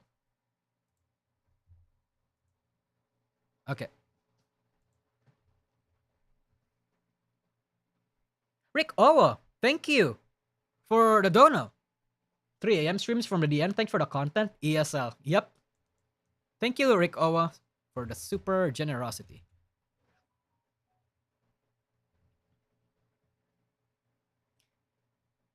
I would say that joke, Azehara, but I feel like I'd get cancelled if I do.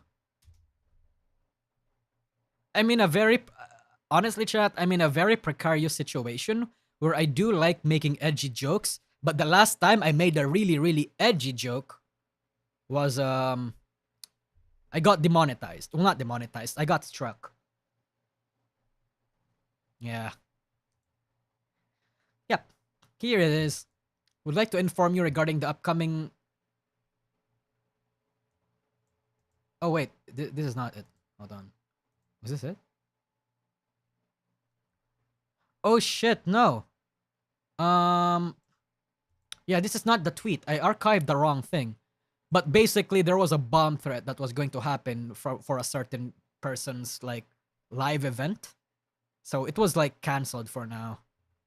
And now they're trying to look up what's going on.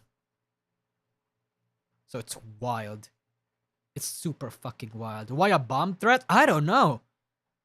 If I were very schizo, and I am, I would say that it's either one very dedicated anti or it's a competitive, it's a very spiteful competitor.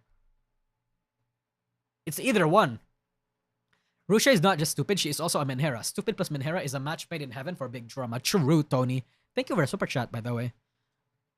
Metal Gear Flaccid. This is just in. Shirokami, I the Scatman, Fubuki beats our kids. True. Fucking true. Mostly an anti. Yeah. Japanese. I don't know. Here's what I've noticed among Japanese, Chinese, and Korean fans. The antis are super, like, turbo wild. Like, I have never seen antis in those... I have never seen antis outside Japan and Korea that are super wild like this. Because they are super dedicated. They are super insane. Like, oh my god. And I don't know what's the cause of that, honestly. Like, remember that one Genshin Impact fan that tried to assassinate the CEO of MiHoYo? Because I forgot the exact reason, but he didn't like a certain decision made in the game. Like, those people can get insane, and I have no idea why. No, Harlet Al, I know how insane 2chan is. I used to there was a point in my life back in 2020 where I went in 2chan and had a like translation, not a translation, like the Google Translate extension. Or I don't know if it was the Google Translate extension, I forgot. But I had like a translation software just so I could browse there and see what the JP was talking. The JP side of the industry was talking. That's how, because back then I wanted other people's opinions for certain happenings in the industry and for certain events. You know, 2020 was really that time in my life where I was just really, really where I was really consumed by VTubers and HoloLive. I was consuming everything, even the fan base reactions, even other VTubers, even other content creations reactions. Because NA and Onkai Impact was gonna get bunny outfits, but CN didn't have them. Oh, that was the reason why that guy tried to assassinate the CEO? Shit. Not only that, Genshin event in Korea got a bomb threat back in then. That was wild. And I was still in... Oh, fuck. Yeah. For reference, during the localization debacle of Dragon Maid... hold on. Some JP bros set fire... Oh, yeah! The, was it... Whatchamacallit it? Was that not the arson in KyoAni? Was that the KyoAni? Was that the KyoAni arson or what? I think it is that though, right? No, it was different. Oh, wait, different people are saying different reactions. Oh, okay. So I guess there's not. That's not the same one. Holy fuck. Yeah, man. people can get wild. People do get wild.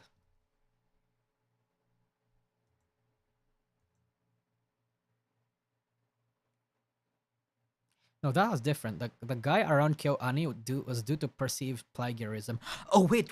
I think I saw a video around that now. Yeah. I think I saw a video around that.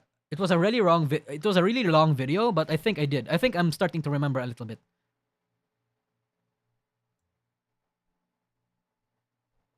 Parrot's latest community post. No, I have not. Hold on, let me see.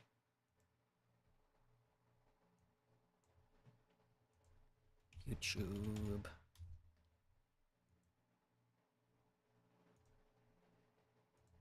YouTube.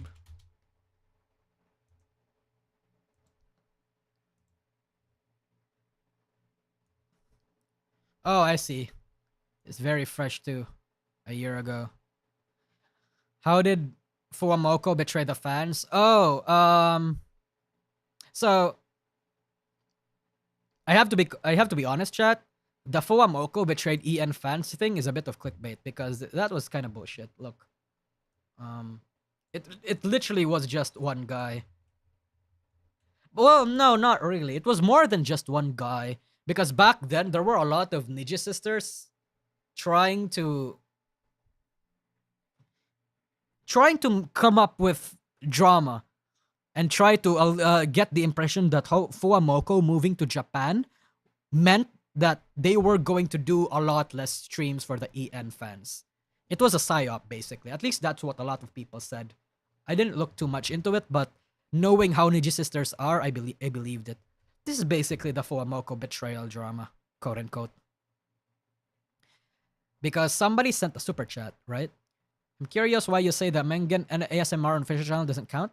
To me, it seems like it does, even if it's a bit silly. Your first ASMR is a JP only ASMR behind another channel's membership, which feels like a bit disappointing to many ruffians I've talked about. So,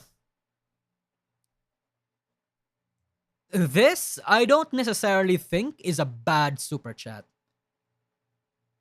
Not a bad super chat. I think it's... because this guy is a fan. Look, he donated fucking... oh wait, no. Not a fan. This guy knows about... okay, no. That could be... like, how do I want to describe this? It's not inflammatory at the very least, I think. It was just pointing out the concern and Fuamoko responded. And some people... and basically a lot of people got one guide. And you know what? I don't blame people for being one guide by this. Because then a lot of people are starting to talk about, oh my god! Fuamoko is getting bombarded and attacked. That's not happening. Nobody's fucking complaining about Fuamoko. I mean, some are, but like not enough to warrant being talked about. It's not like the drama back then when Fuamoko got silent. Like it's just literally one person or something. But it's a nothing burger. It's a nothing burger. Who cares, right? What I do care about though, is this. Let's read this together. Bro needs to take back from his fandom. Thank you, Panopticon. For the super chat. So yeah, V Reverie, Salmon. You guys got your. A lot of Salmon fans just got their wish, granted, and that being Salmon getting graduated from V Reverie. So. She's gonna get graduated. Because Salmon has had challenges with her health and has recently taken a hiatus to pursue treatment. But she needs more time to recover and all that sort of stuff. But now, instead of taking a very long break, she decided to graduate. Is this a good thing? Yes. Yes, it's a good thing. Because V Reverie, we know what V Reverie does to their talents. We know. Yeah. So she will be graduating. And I think that's a good thing. The problem, however, is that she's not gonna get her shit. she's not gonna get her shit. She's not going to get her IP anymore. Just graduated.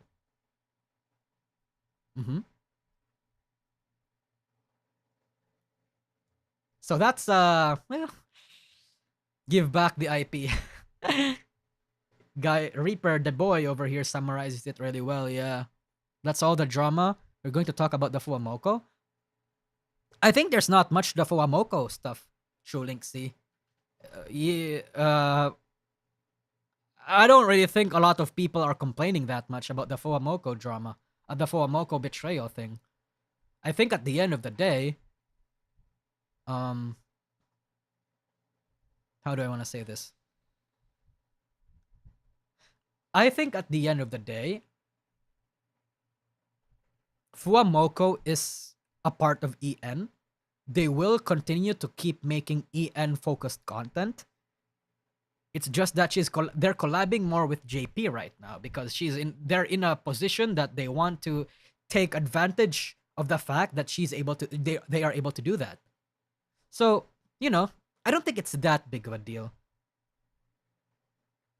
I can understand why some fans are upset, but it's really not that big of a deal, in my opinion. No.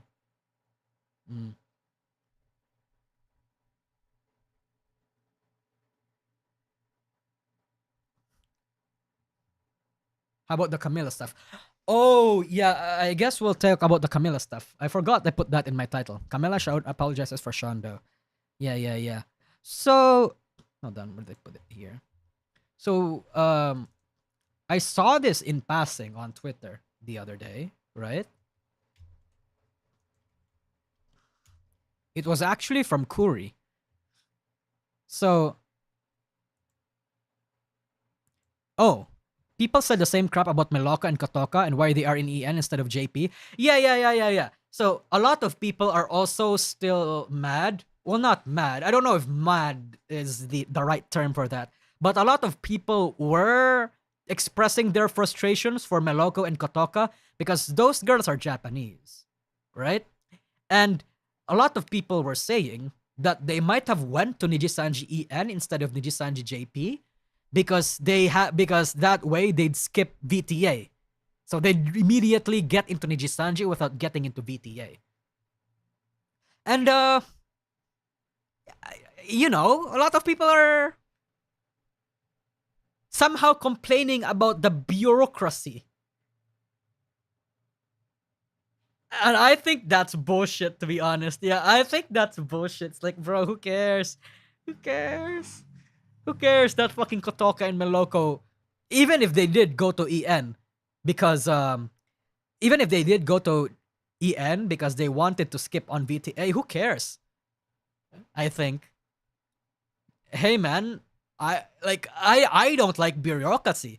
Yeah, like, I don't want unnecessary roadblocks to get into places. I don't think VTA is a necessary part. I know that they made it so that it's necessary, but if there's a loophole around that and they were able to do it, then they deserve it, I think. Yeah. Hey, Nosagi, I love your videos and hope Shondo will get better soon. Thank you, Nick.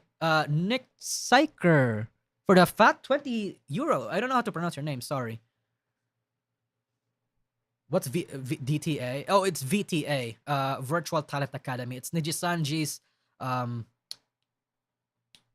academy, VTuber school wing. Yeah.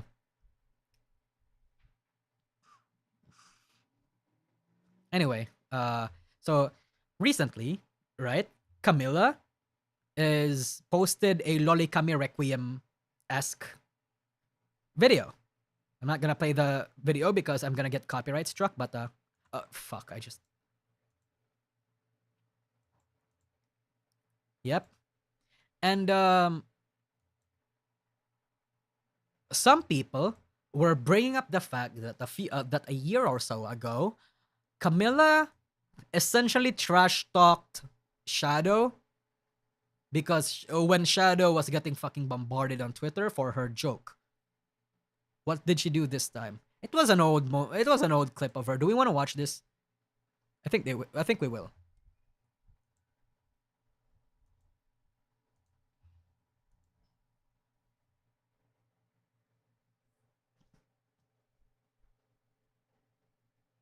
Mm-hmm. Oh, fuck. My god.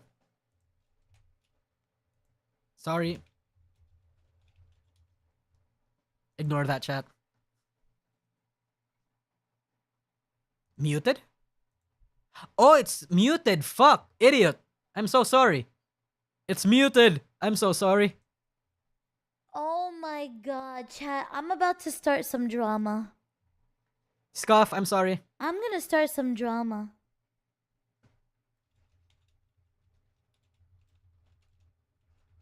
I can't. What I saw today blew my mind. Professional streamer, by the way, true. So, on Twitter, I was scrolling, yeah? I was scrolling on Twitter, and I had come across a clip of a certain VTuber. Shadow? And what I heard in this fucking clip was I'm about to just start some drama. unbelievable. Okay. Yep. It's just unbelievable. Like, they were saying, like, oh my god. So basically, how do I explain this, chat? Found you not too long ago and decided to stick around. Nice to meet you. Nice to meet you. Chibidoki? No. No. Mm-hmm. No. So, how it goes, this VTuber is talking about how she had posted, you know how Booba was trending on Twitter the other day? There was like the hashtag Booba trend. Mm-hmm. There was this VTuber who is Oh very shit, thank much you, Anon. lolly appealing. Camila Like, is a grifter? Oh, come on. Jesus, man. You didn't have to be that mean. I mean, I've only really seen clips of Camila. I wouldn't say I'm a big fan that much, but come on. Let's be a little come on. very much lolly leaning. She looks like a fucking like 7-year-old, her VTuber. And so she posted it on Twitter saying, oh, my boobies, don't make fun of me, blah, blah, blah. They're so small, don't sexualize me. This lolly issue. This was like and 2 years ago, so 1 people year. got really upset about it. Yeah. People were like, what the fuck, bitch? Like, your model is young looking.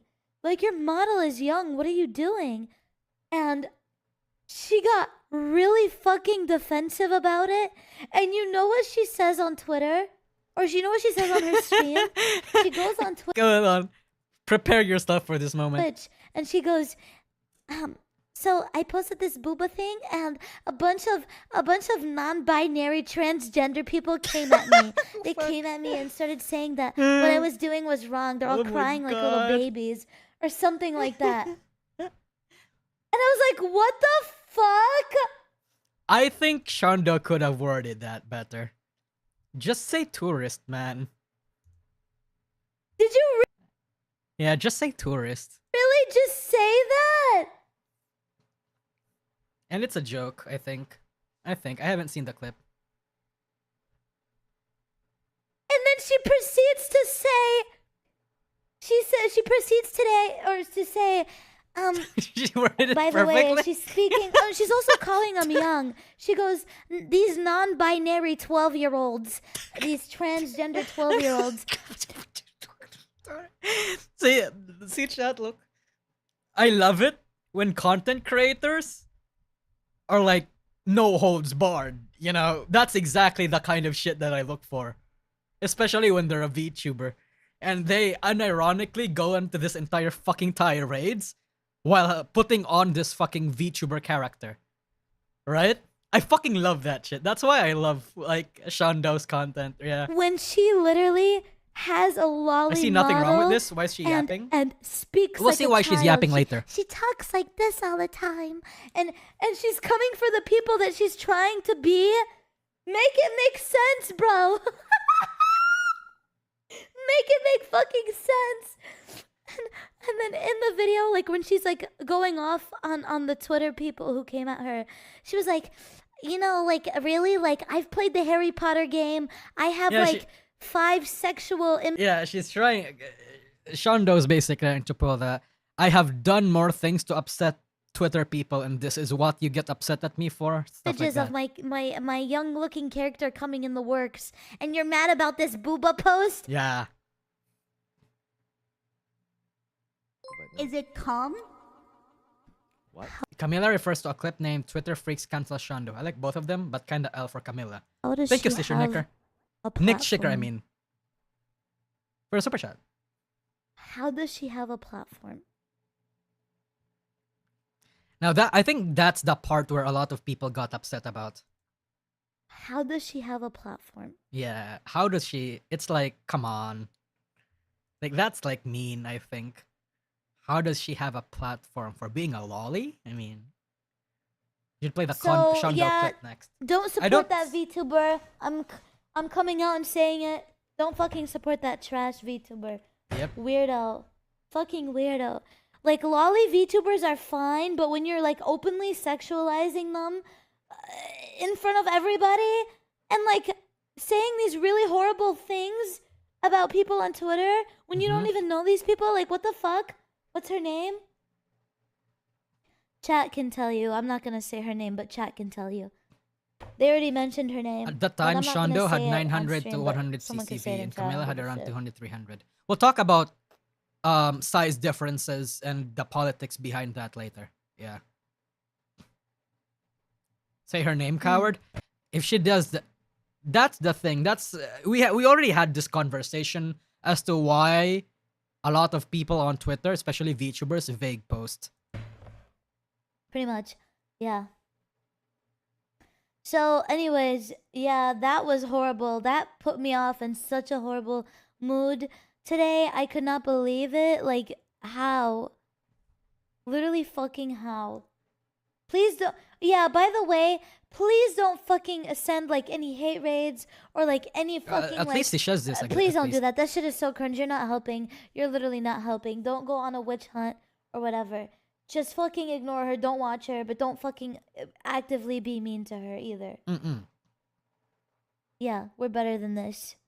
I just wanted to, you know, do a little bit of exposing because I don't think people like that deserve a platform, but it's my whatever. Anyways, next topic. Okay. So, she says that, right? Again, Kuri's tweet was the one that blew this up. I mean, yeah.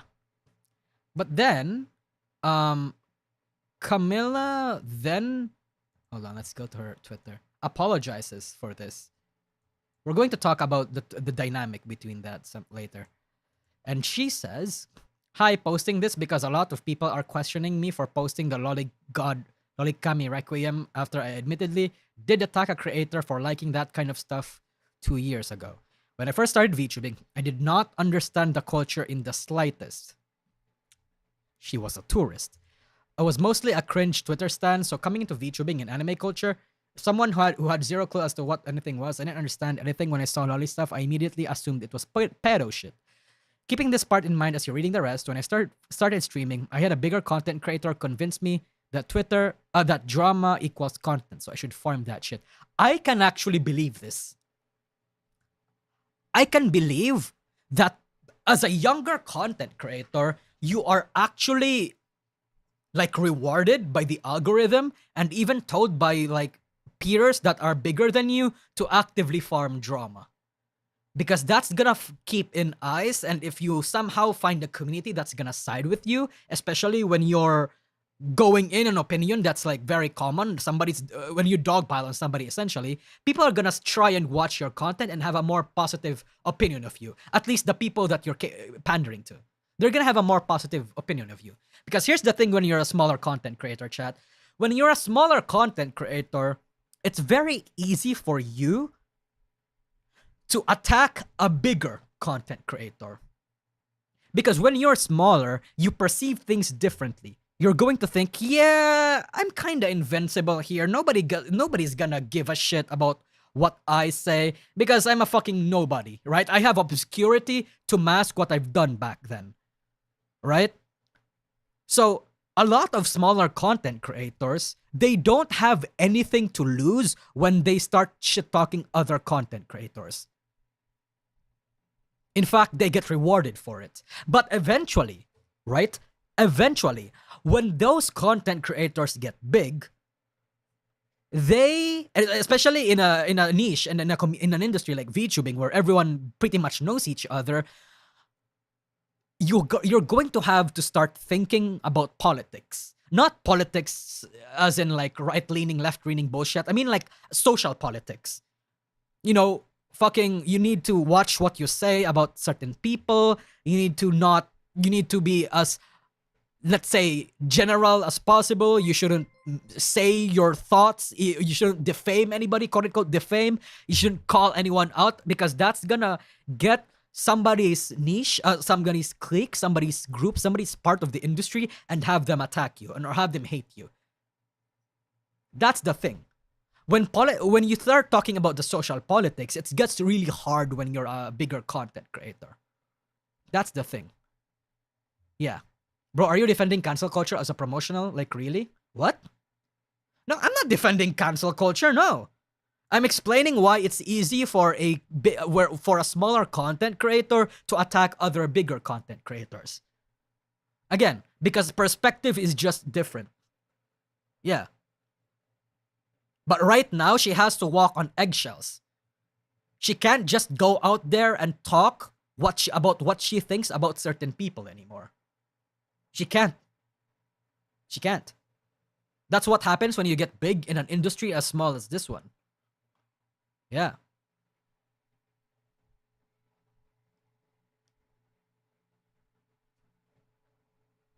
In any case, yeah. Again, chat, I'm not defending what she did or like what she's currently doing. I'm just trying to explain why when you're smaller, it's very easy to have that perspective down because I used to have that perspective. Chat, when I had like below 50k subs, when I was a fucking 20k sub Andy, I also had the same mindset.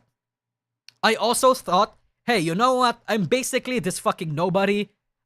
You know, yeah, I'm not necessarily gonna start shit talking and starting beef, but I'm not going to care about what I say and spew my thoughts for certain people. No, I am not going to think about the nuances. I'm going to say my opinion, whether my opinion is good or bad, right? Back then for me, chat, it was so easy. It was so easy and I get rewarded for it because people that agreed with me, especially because I had that opinion back then of the person that spews the truth that nobody wants to say, they were my audience. But now I have to be more careful. Because if I do that, there's collateral damage.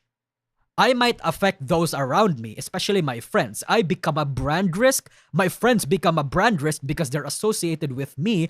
I have to be a lot more careful now. I have, back when you're smaller, you have nothing to lose. But when you get bigger, when you build your career up, you have a lot of things to lose now. Yeah.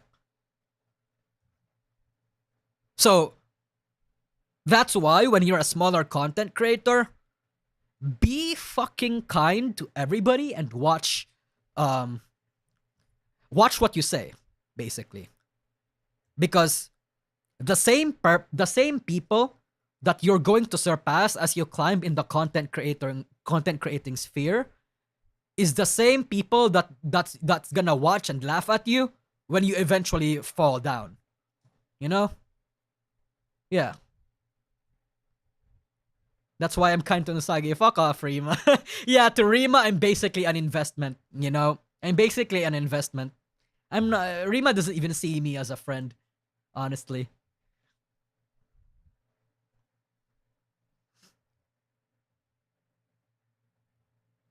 Everyone's been stupid before doesn't mean they need to be ostracized. Yeah, that's why I'm generally in support of second and even third chances. Second and third chances. I'm very open to that kind of shit. Anyway, let's continue on with the apology. Where are we? So to me, still coming slowly out of my woke Twitter stan phase and entering the VTubing phase, I saw what a bunch of people were posting about the streaming on Twitter and immediately jumped the hate bandwagon because I wanted to take my friend's advice, which led me to call out the girl on my stream where her name had no business being there. So yeah, she basically admits, yeah, I wanted to farm drama and Shondo was an easy target because everybody was shitting on her. So, you know, I thought it was a good opportunity to get some easy clout. It's cool that she admitted that. Not many people would even admit that, chat. I know it's inevitable if I want VTubing to not die, but I hope VTubing stays niche so we don't have to deal with tourists like Camila was. If a tourist gets educated, I don't necessarily think that's a bad thing. I said this in my previous stream, but I'm not necessarily against people that are not aware of VTubing try to come in, as long as they're very respectful to the platform.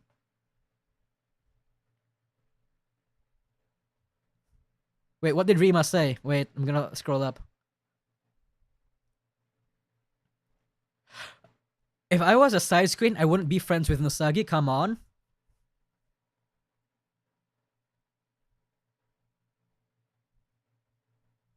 Really?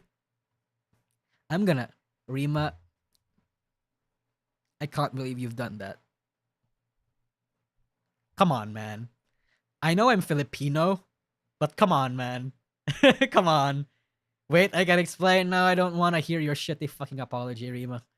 I don't want to hear your shitty fucking apology. If you want to fucking apologize, pull up a ukulele. At least then you'd... Come on, man. That's a low blow. Anyway, I'm going to start reading. So what you're saying is that your balls dropped. What does that mean?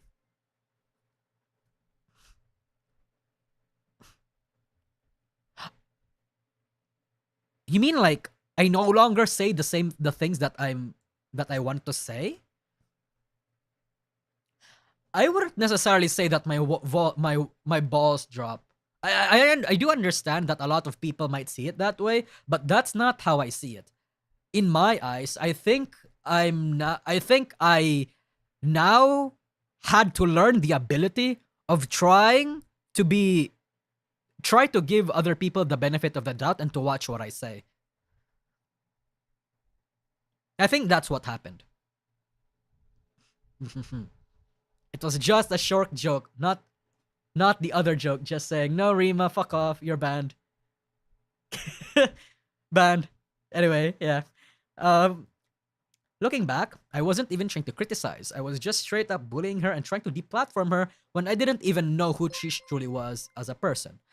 We have so many mutual friends in common, and anytime her name was brought up in idle chit-chat, I started feeling really bad, because everyone had said nothing but nice things about her, and it became more clear to me that she doesn't deserve that. As for apologizing to her, I've reached out to a mutual friend of ours back in February because her DMs are closed, in an attempt to send my apology to her. Said friend told me she wasn't answering DMs because it was clear she was going through something at that time. Shondo always goes through something.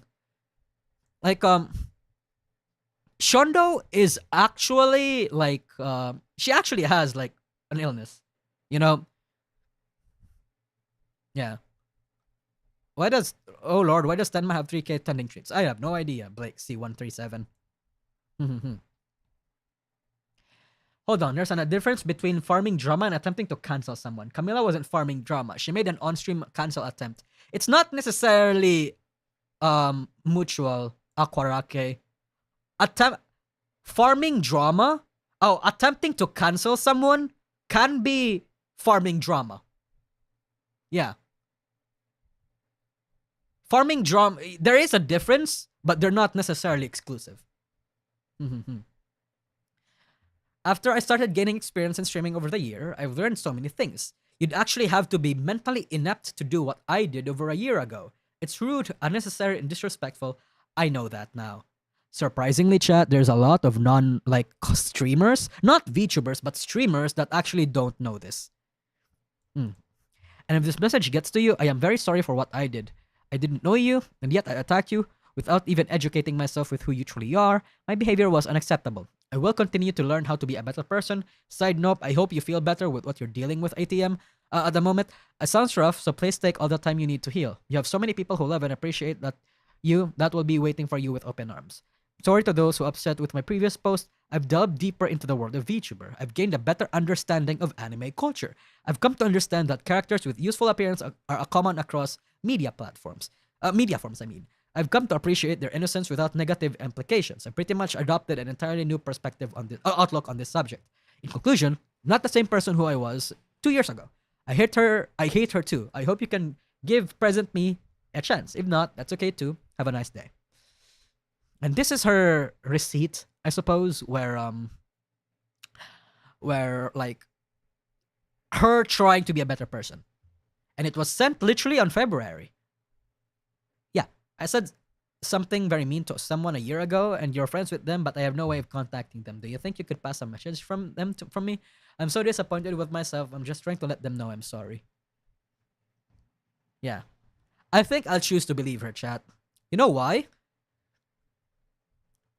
Because not everybody has the balls to even admit what they did, much less so fucking apologize and not double down.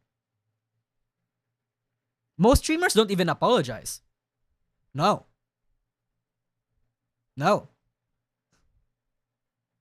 And some tourists choose to remain tourists. They don't bother trying to learn the Japanese and the anime culture, the cultures around anime and Japanese culture. Like, they don't bother. And it's just that, chat, here's the thing. There's a lot of things a person can learn in even just in less than a year. In like even like below 1 month. Right? Change can happen that quickly. And some people can change via osmosis. You know? Some people become friends with certain people and they learn that the things that they used to have, the principles and the opinions that they used to have back then may not be, you know, actually common here. There's actually a bigger perspective. And you know what? The fact that Camila was able to do this, I think that's fine. I think that's fine.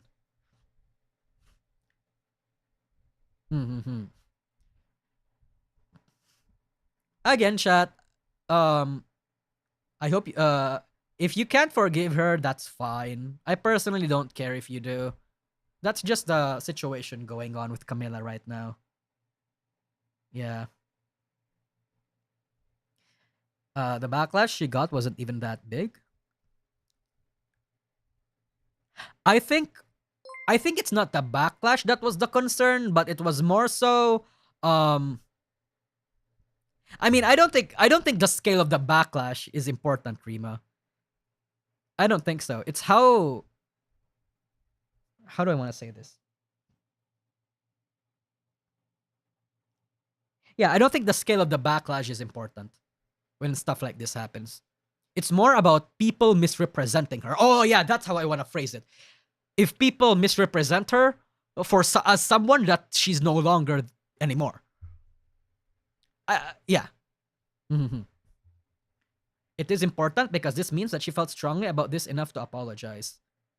I disagree.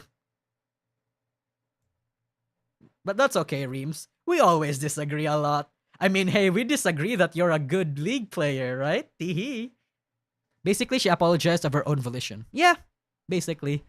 Camila has always been a filthy clout chaser. She spoke out against Shondo after a Neuro collab. She felt her relevancy threatened, so she tried to cancel Sean so she wouldn't lose her spot. Am I giving Camila too much benefit of the doubt here?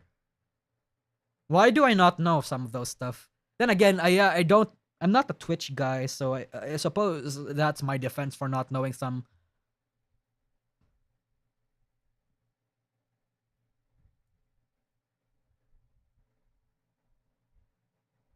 It's okay, Rima. I still love you even though you're shit at League. No, I'm kidding. Teehee. You're a YouTube normie. I'm a Twitch normie. Yeah. I pretty much am caught up to speed with a lot of with all of the YouTube VTubing side of things, but Twitch is difficult because I feel like Twitch drama are all condensed on YouTube, not YouTube, Twitter, and I'm barely on Twitch and Twitter.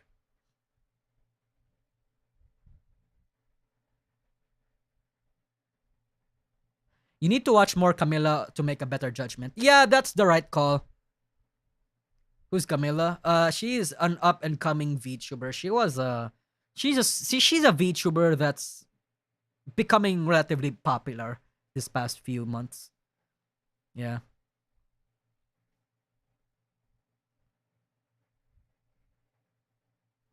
I don't want to watch 18 ads in a row. I I can turn that off, right?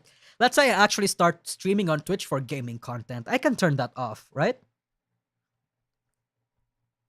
I think I can turn that off. At least I hope so. Okay, good. Generally speaking, I fucking hate ads, and I don't make money on Twitch anyway. So I think it's just safe for me to be able to turn that off.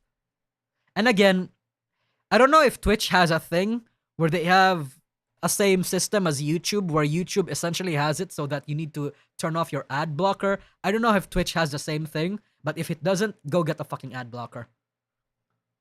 Really, do. Yeah.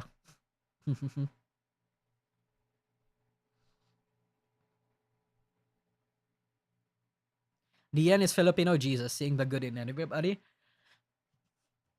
I like to... not necessarily. I think I see... The thing about me, Ken Kaneki, is that I notice and see I notice and see more of the bad in everybody more than the good. It's just that I like to believe that the good outweighs the bad. Even though, like, generally speaking, the bad is normally the safer bet. You know what I mean? Yeah. Especially in an industry where appearances are much more important than your actual character, anybody can lie to make themselves look like a good person. That's why I'm very skeptical when anything is involved. So it's like, you know, I do sense and see the more bad from anybody. I just like to choose to believe in the good, because I feel like if I believe in the bad, I would just straight up be a fucking asshole. You know? I would be a very volatile person. Mm-hmm. I choose to believe them in the good, at least. Yeah. Many of the big Twitch VTubers come from the VR chat ERP circle. A good chunk of them have a sex past. Oh yeah, true, Azehara. That's the thing. The VR chat community was essentially the start of Twitch VTubing. That's where Zentraya started, Silverwolf, Silverveil, like a lot of other people. That's where it all started for a lot of Twitch VTubers. And I feel like it's a natural progression for and Twitch VTubing. Yeah.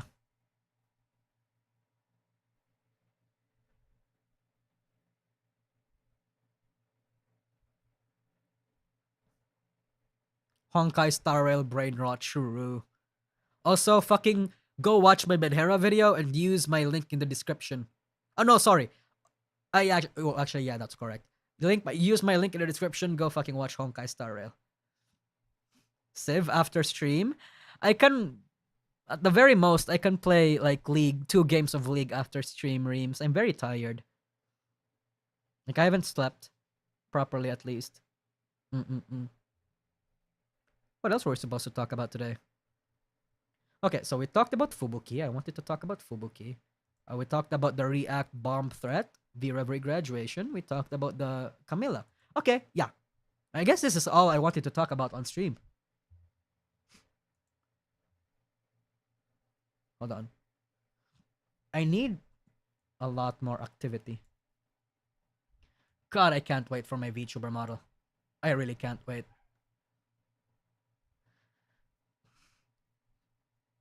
Rima is the future Sakana. Wait, do you mean Sakana is the future Rima? Ah! Oh, oopsie. Finally, your streams are getting chill again. After the Nijisanji drama? Yeah. Kyo raid? Oh, Kyo's streaming right now?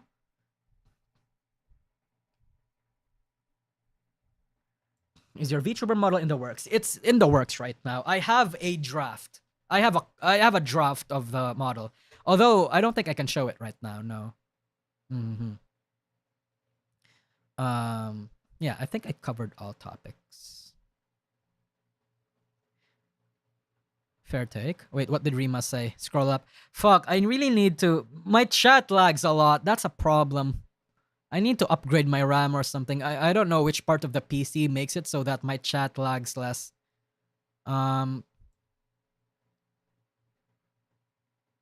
She also replied to someone else about her reaction.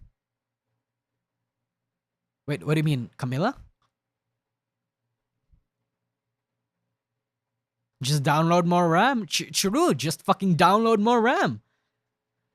Southeast Asia internet DN. No, I don't think it's the internet. My internet's fine. Because my OBS tells me that my internet is fine. I do think it's just the processing power. Maybe I need to upgrade the CPU, yeah.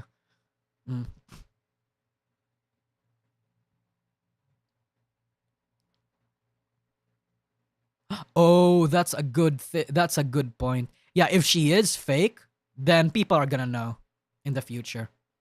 The thing about people like that, people who are all about appearances, is that eventually they're gonna get exposed. Eventually, you know. Oh, that's a link. Oh! Oh, wait. Okay, yeah. If you're talking about this reaction, then I saw this. Where was it?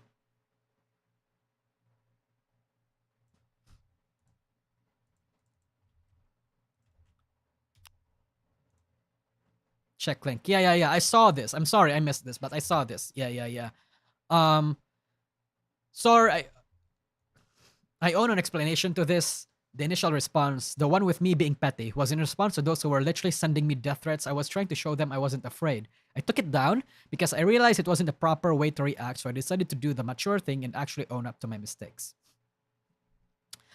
I can believe that. I mean, fuck, I get death threats all the time for, like, petty shit. So, yeah. What's your specs, DN? How do I see my specs? Oh shit, okay. Okay. I'm going to tell you my specs right now. My specs. Internet threats are kinda empty though, meaningless. It depends. The thing about internet threats is that how do I want to say this? If you live in America or in NA, or if you got doxxed already, those threats may not be as empty. Okay, here we go. I found it. So,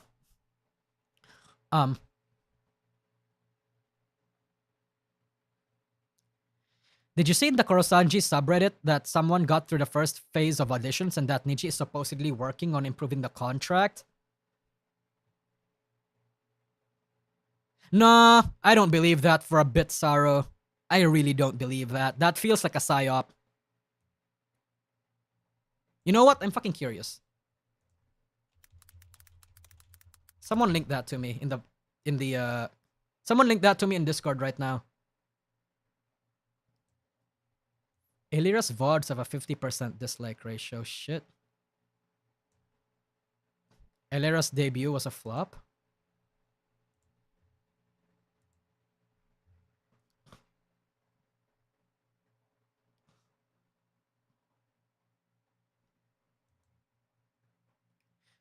I suppose we have to define what flop means in this context, because 250?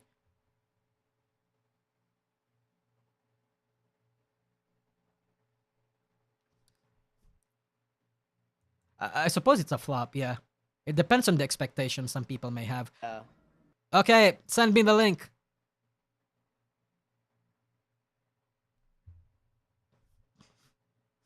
Rima, you're in here! You're in here, Reams. You're in here. But anyway.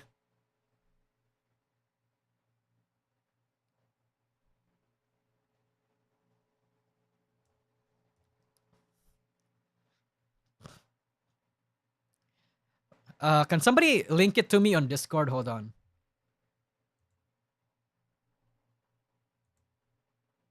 click on it. What are they saying? Oh, it's just about the V Reverie situation. It's not a big deal. Yeah. Salmon.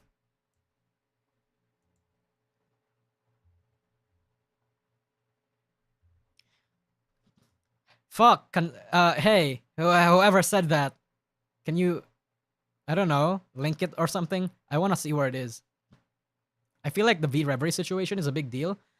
V Reverie is cooked, but no one seems to care. Well, it is a big deal, I think. People were fucking complaining about it. People care more about someone being a hypocrite than a company stealing someone's IP. Because V Reverie is smaller compared to Camila Reams. That's the thing. In terms of what is the bigger atrocity, yeah, the V Reverie situation is bigger, but their clout is smaller. So that's why nobody cares about it. I'm not saying I agree that that's how it works, but it is how it works. God, I wish somebody can. Bro, I want to see it. Where's the?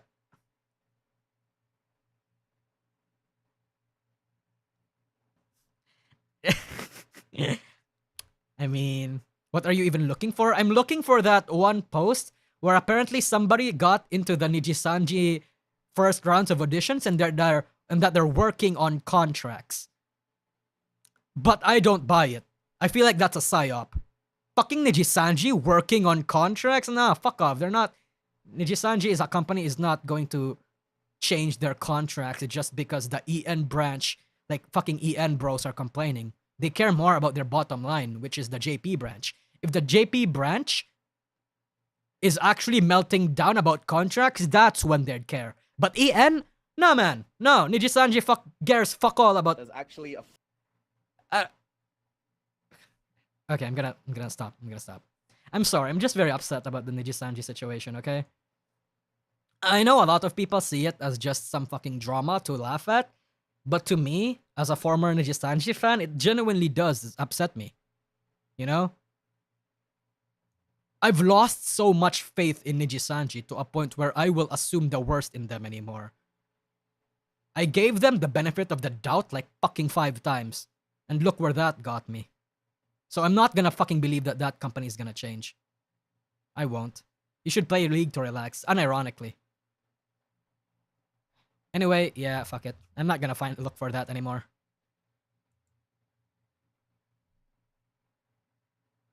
I got burnt by Nijisanji too many times. Yeah, same. That's unfortunately the situation right now. DM for Dia, Nijisanji is his parents telling him that Santa is not real. Yeah. Control F? No, it's just my Filipino internet not loading previous posts. But, so when does the quarter review come out? I have no idea. Wait, I was supposed to do something, but I forgot. Oh yeah, I was supposed to tell you guys my PC specs. Alright. Okay, so here are my PC specs. So, I got a 12th gen processor, Intel 12400F. I think that's good. Maybe I need to overclock it or something. I have 16 RAM. I have barely a 250 GHz. I don't know what that means. I don't know what GHz means.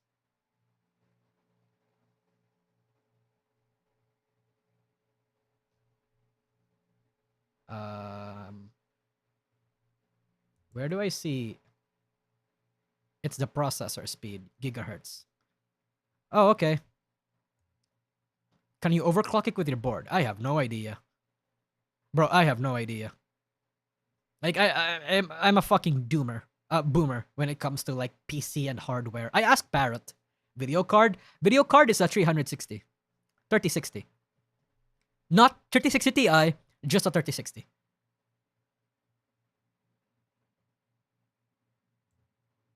You don't need to overclock? I see.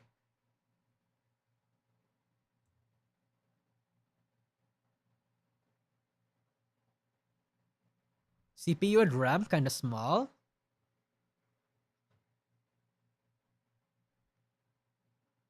Interesting, interesting. Okay. Okay. I guess I'll upgrade my RAM then.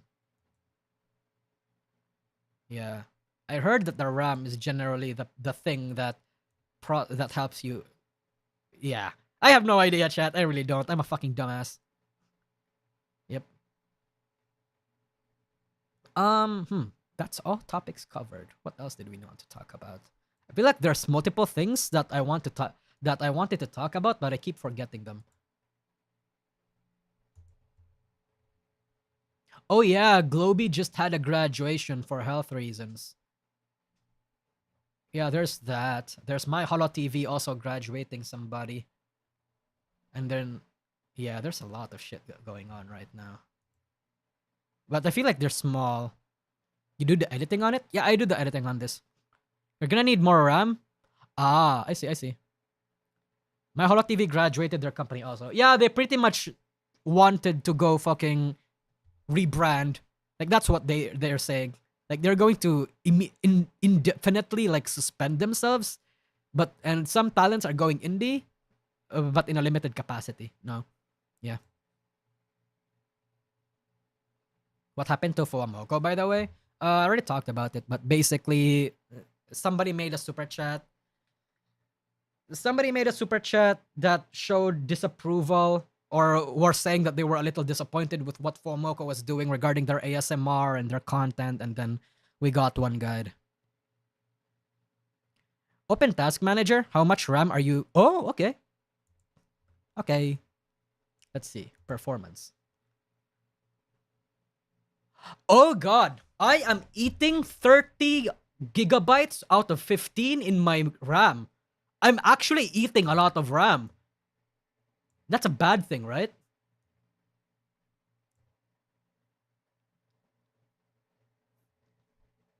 Chat, yeah, it says I'm using 80 to 83% of my memory.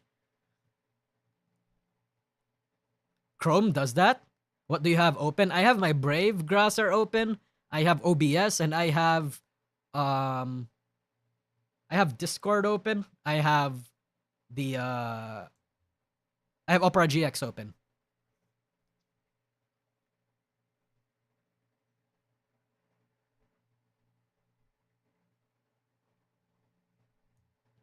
Is that bad? Go get Firefox. What do you all have running? I guess I have 3 tabs on my Opera GX, and I have... Oh, chat. I have 16 tabs on my Brave browser. I think that might be it. Yeah, I think that might be it. Close Brave. I'm streaming on Brave. That's where the stream is running right now. If I close Brave, the stream ends.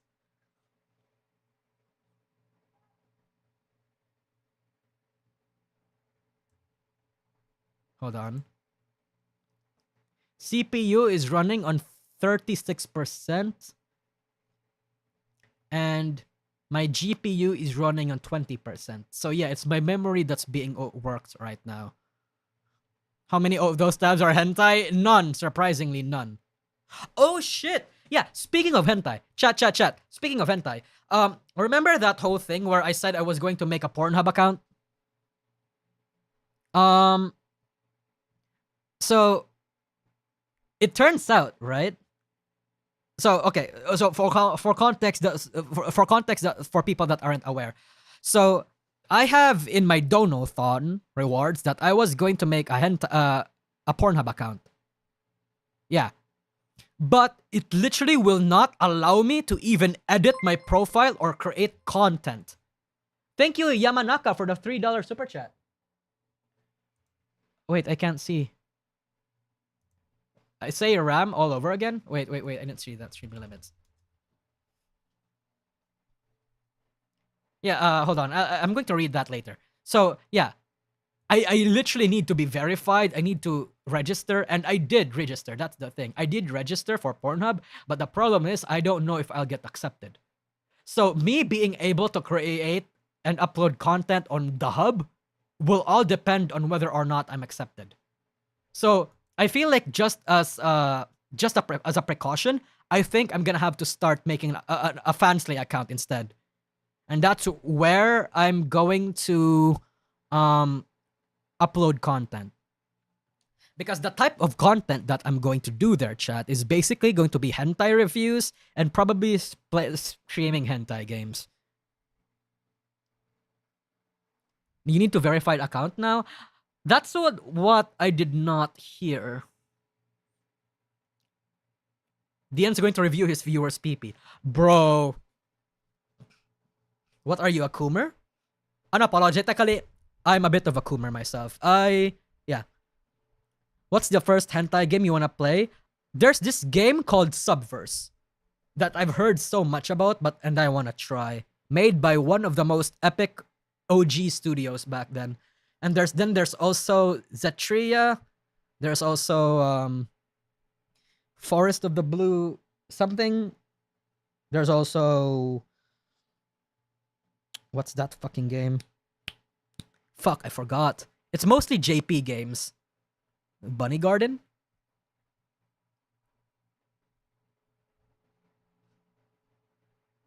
Eroico, I've already played Eroico. Eroico's not that hot, honestly.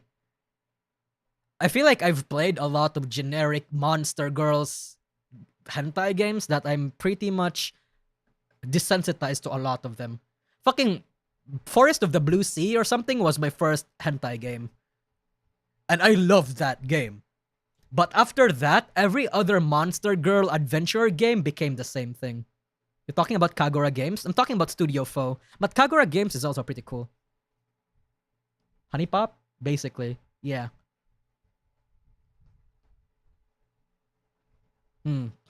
So I basically wanna stream myself playing games that, Coomer games, basically.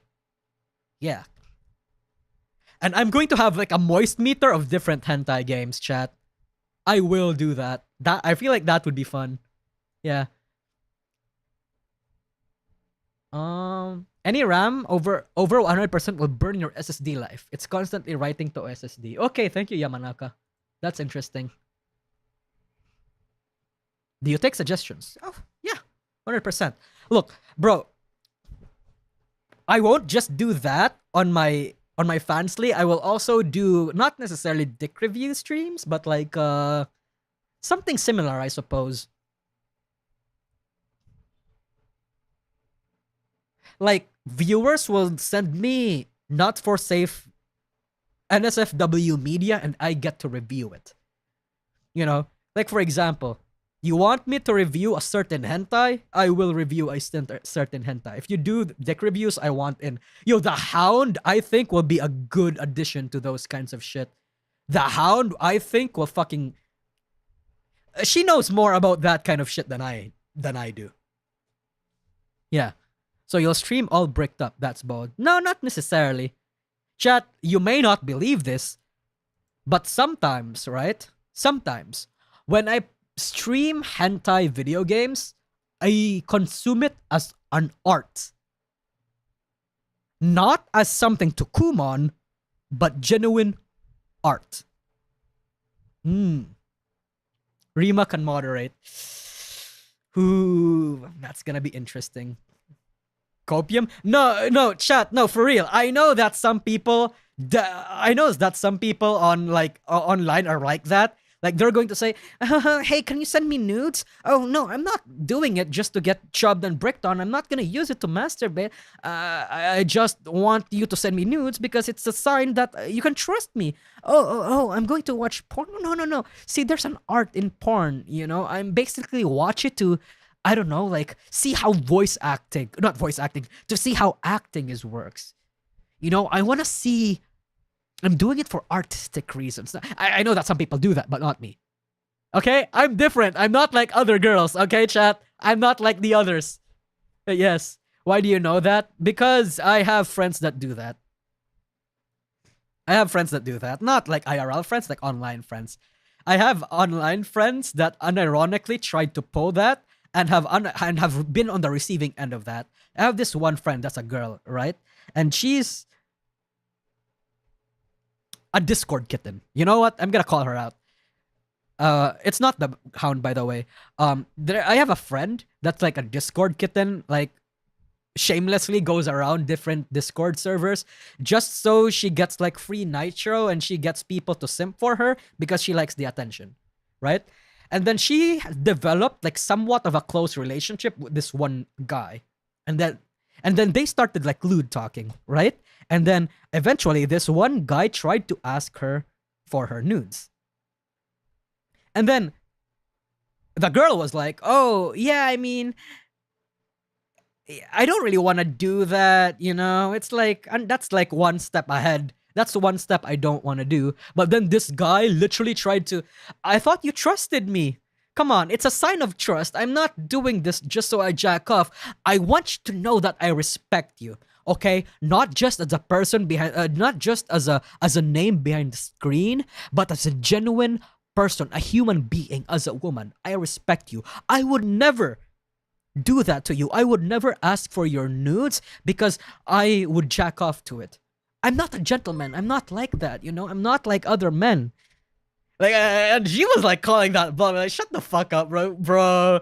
Oh my god. Friend in the mirror doesn't sound very convincing. Chat, it's not me. in case a lot of you guys are thinking it's me, I barely have time for fucking Discord talk. No. Well, yeah. So it's fucking cringe. It's turbo cringe. So I know how some of those people work. Yeah. I respect you so hard, Churu. A real man gets nudes without asking. Yeah, man. Yeah. My guy summoned his entire noble heritage just asking for nudes. It does happen. Negro, thank you for the donation. Hold on. I'm refreshing. Talk more about your sister. I'm a passport bro and I'm looking to buy a wife. I can also offer cattle. Unfortunately, she's the type of person that's gonna call you out.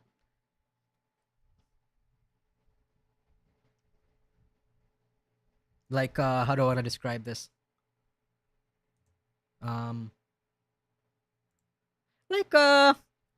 She's the type of person that's, you know, gonna say, "Hey, you know what? Stop being weird and creepy. That's gross. Shut the fuck up. Go touch grass." And I imagine a lot of you guys are not gonna like that.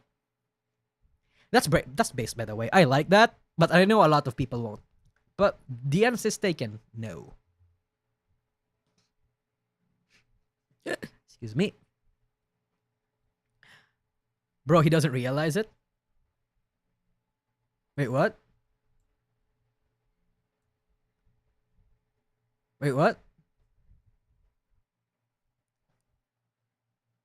Wait, I'm confused. Are you guys trying to accuse me of something? You said a slur. I did not say a slur. Wait, what did I say?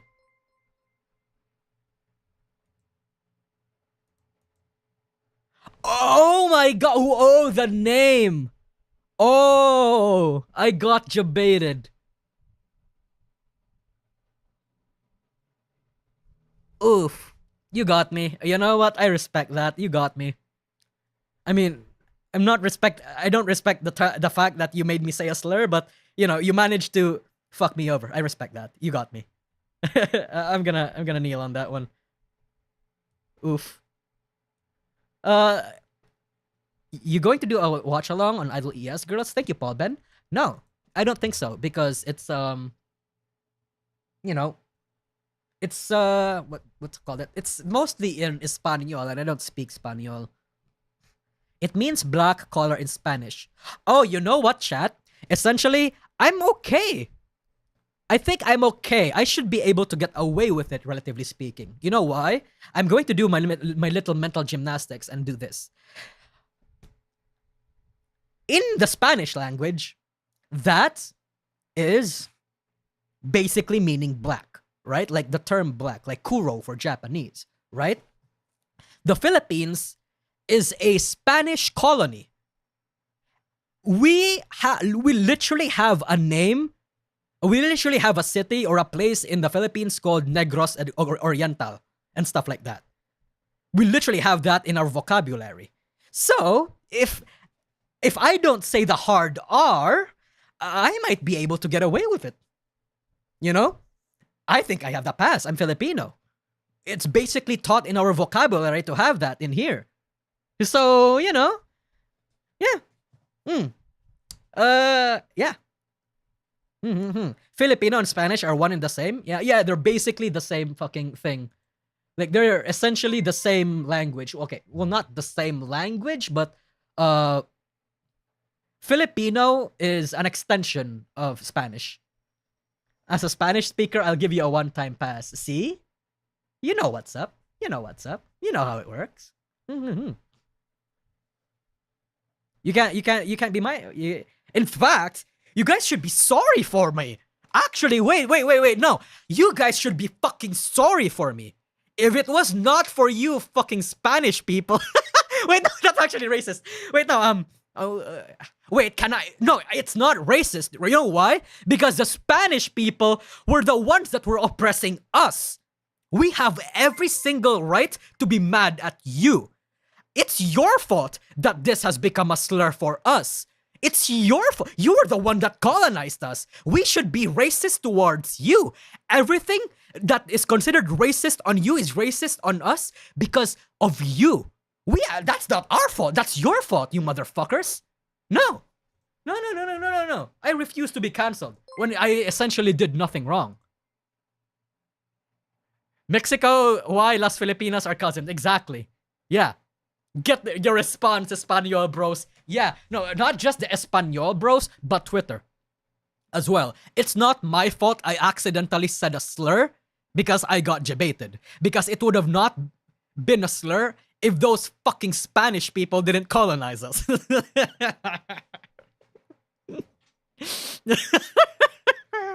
Come on.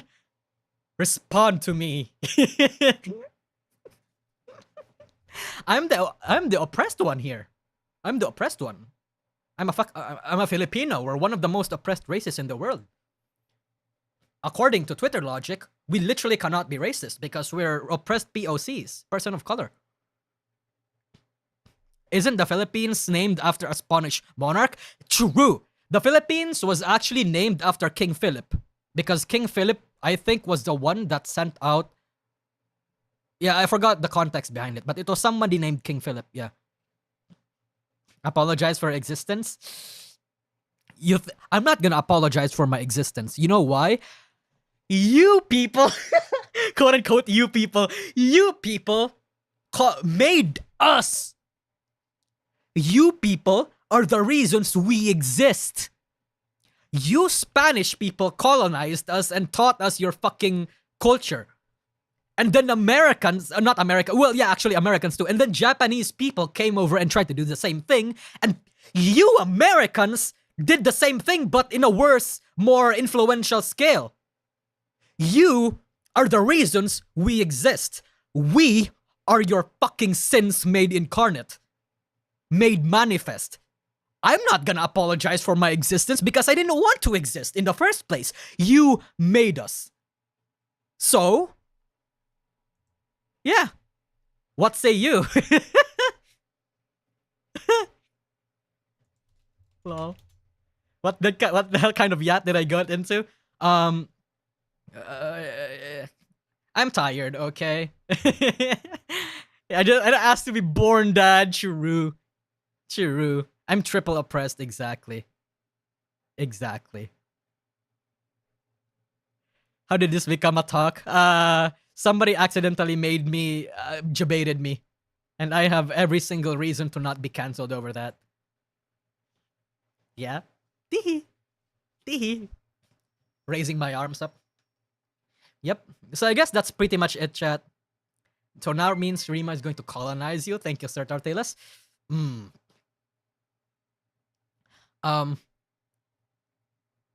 Yeah, okay. I think that's about it, chat. I think I'm going to end the stream here. Because, yeah. Yeah. I think, I'm getting a little tired. I'm getting a little woozy. I'm going to play League with Rima now. And I'm going to video it. Sorry, record it, I mean. Yes. Raid? Okay. Who are we raiding? Who do you want to raid? Wait, stay in the chat. Don't go anywhere. We need to invade somebody. Raid, sorry. Invade. Sorry, it's just those Spanish and American genes, speaking through me. Invade. I have to invade somebody. Oh shit, Kyo is streaming Elden Ring. Okay, we're going to go to Kyo for a bit. Holy stop. Actually, by the way, chat, just in case some of you guys get genuinely upset by that, this is all shit posts. Obviously, I don't hate Spanish people. I don't hate Americans. Obviously, we're just, yeah. Teehee. Anyway, yeah. It's not invading, it's liberating. True. Absurdist humor is an art. Exactly. I'm glad somebody understands. Anyway, chat, I am going to go out and end the stream. I'm gonna force Rima to play League with me because it's a long time coming. And if she happens to rage, I'm gonna clip it and send it over to you guys. With her consent, of course. Anyway, bye chat. I'll see you later. Or on the next stream. It depends on when the next stream is happening. Again, thank you for the super chats. Thank you for coming into the stream. Thank you for the response. Thank you for everything. I'm gonna be back. See ya, chat. See ya. Bye-bye. Bye-bye. Go watch Kyo and his Elden Ring stuff.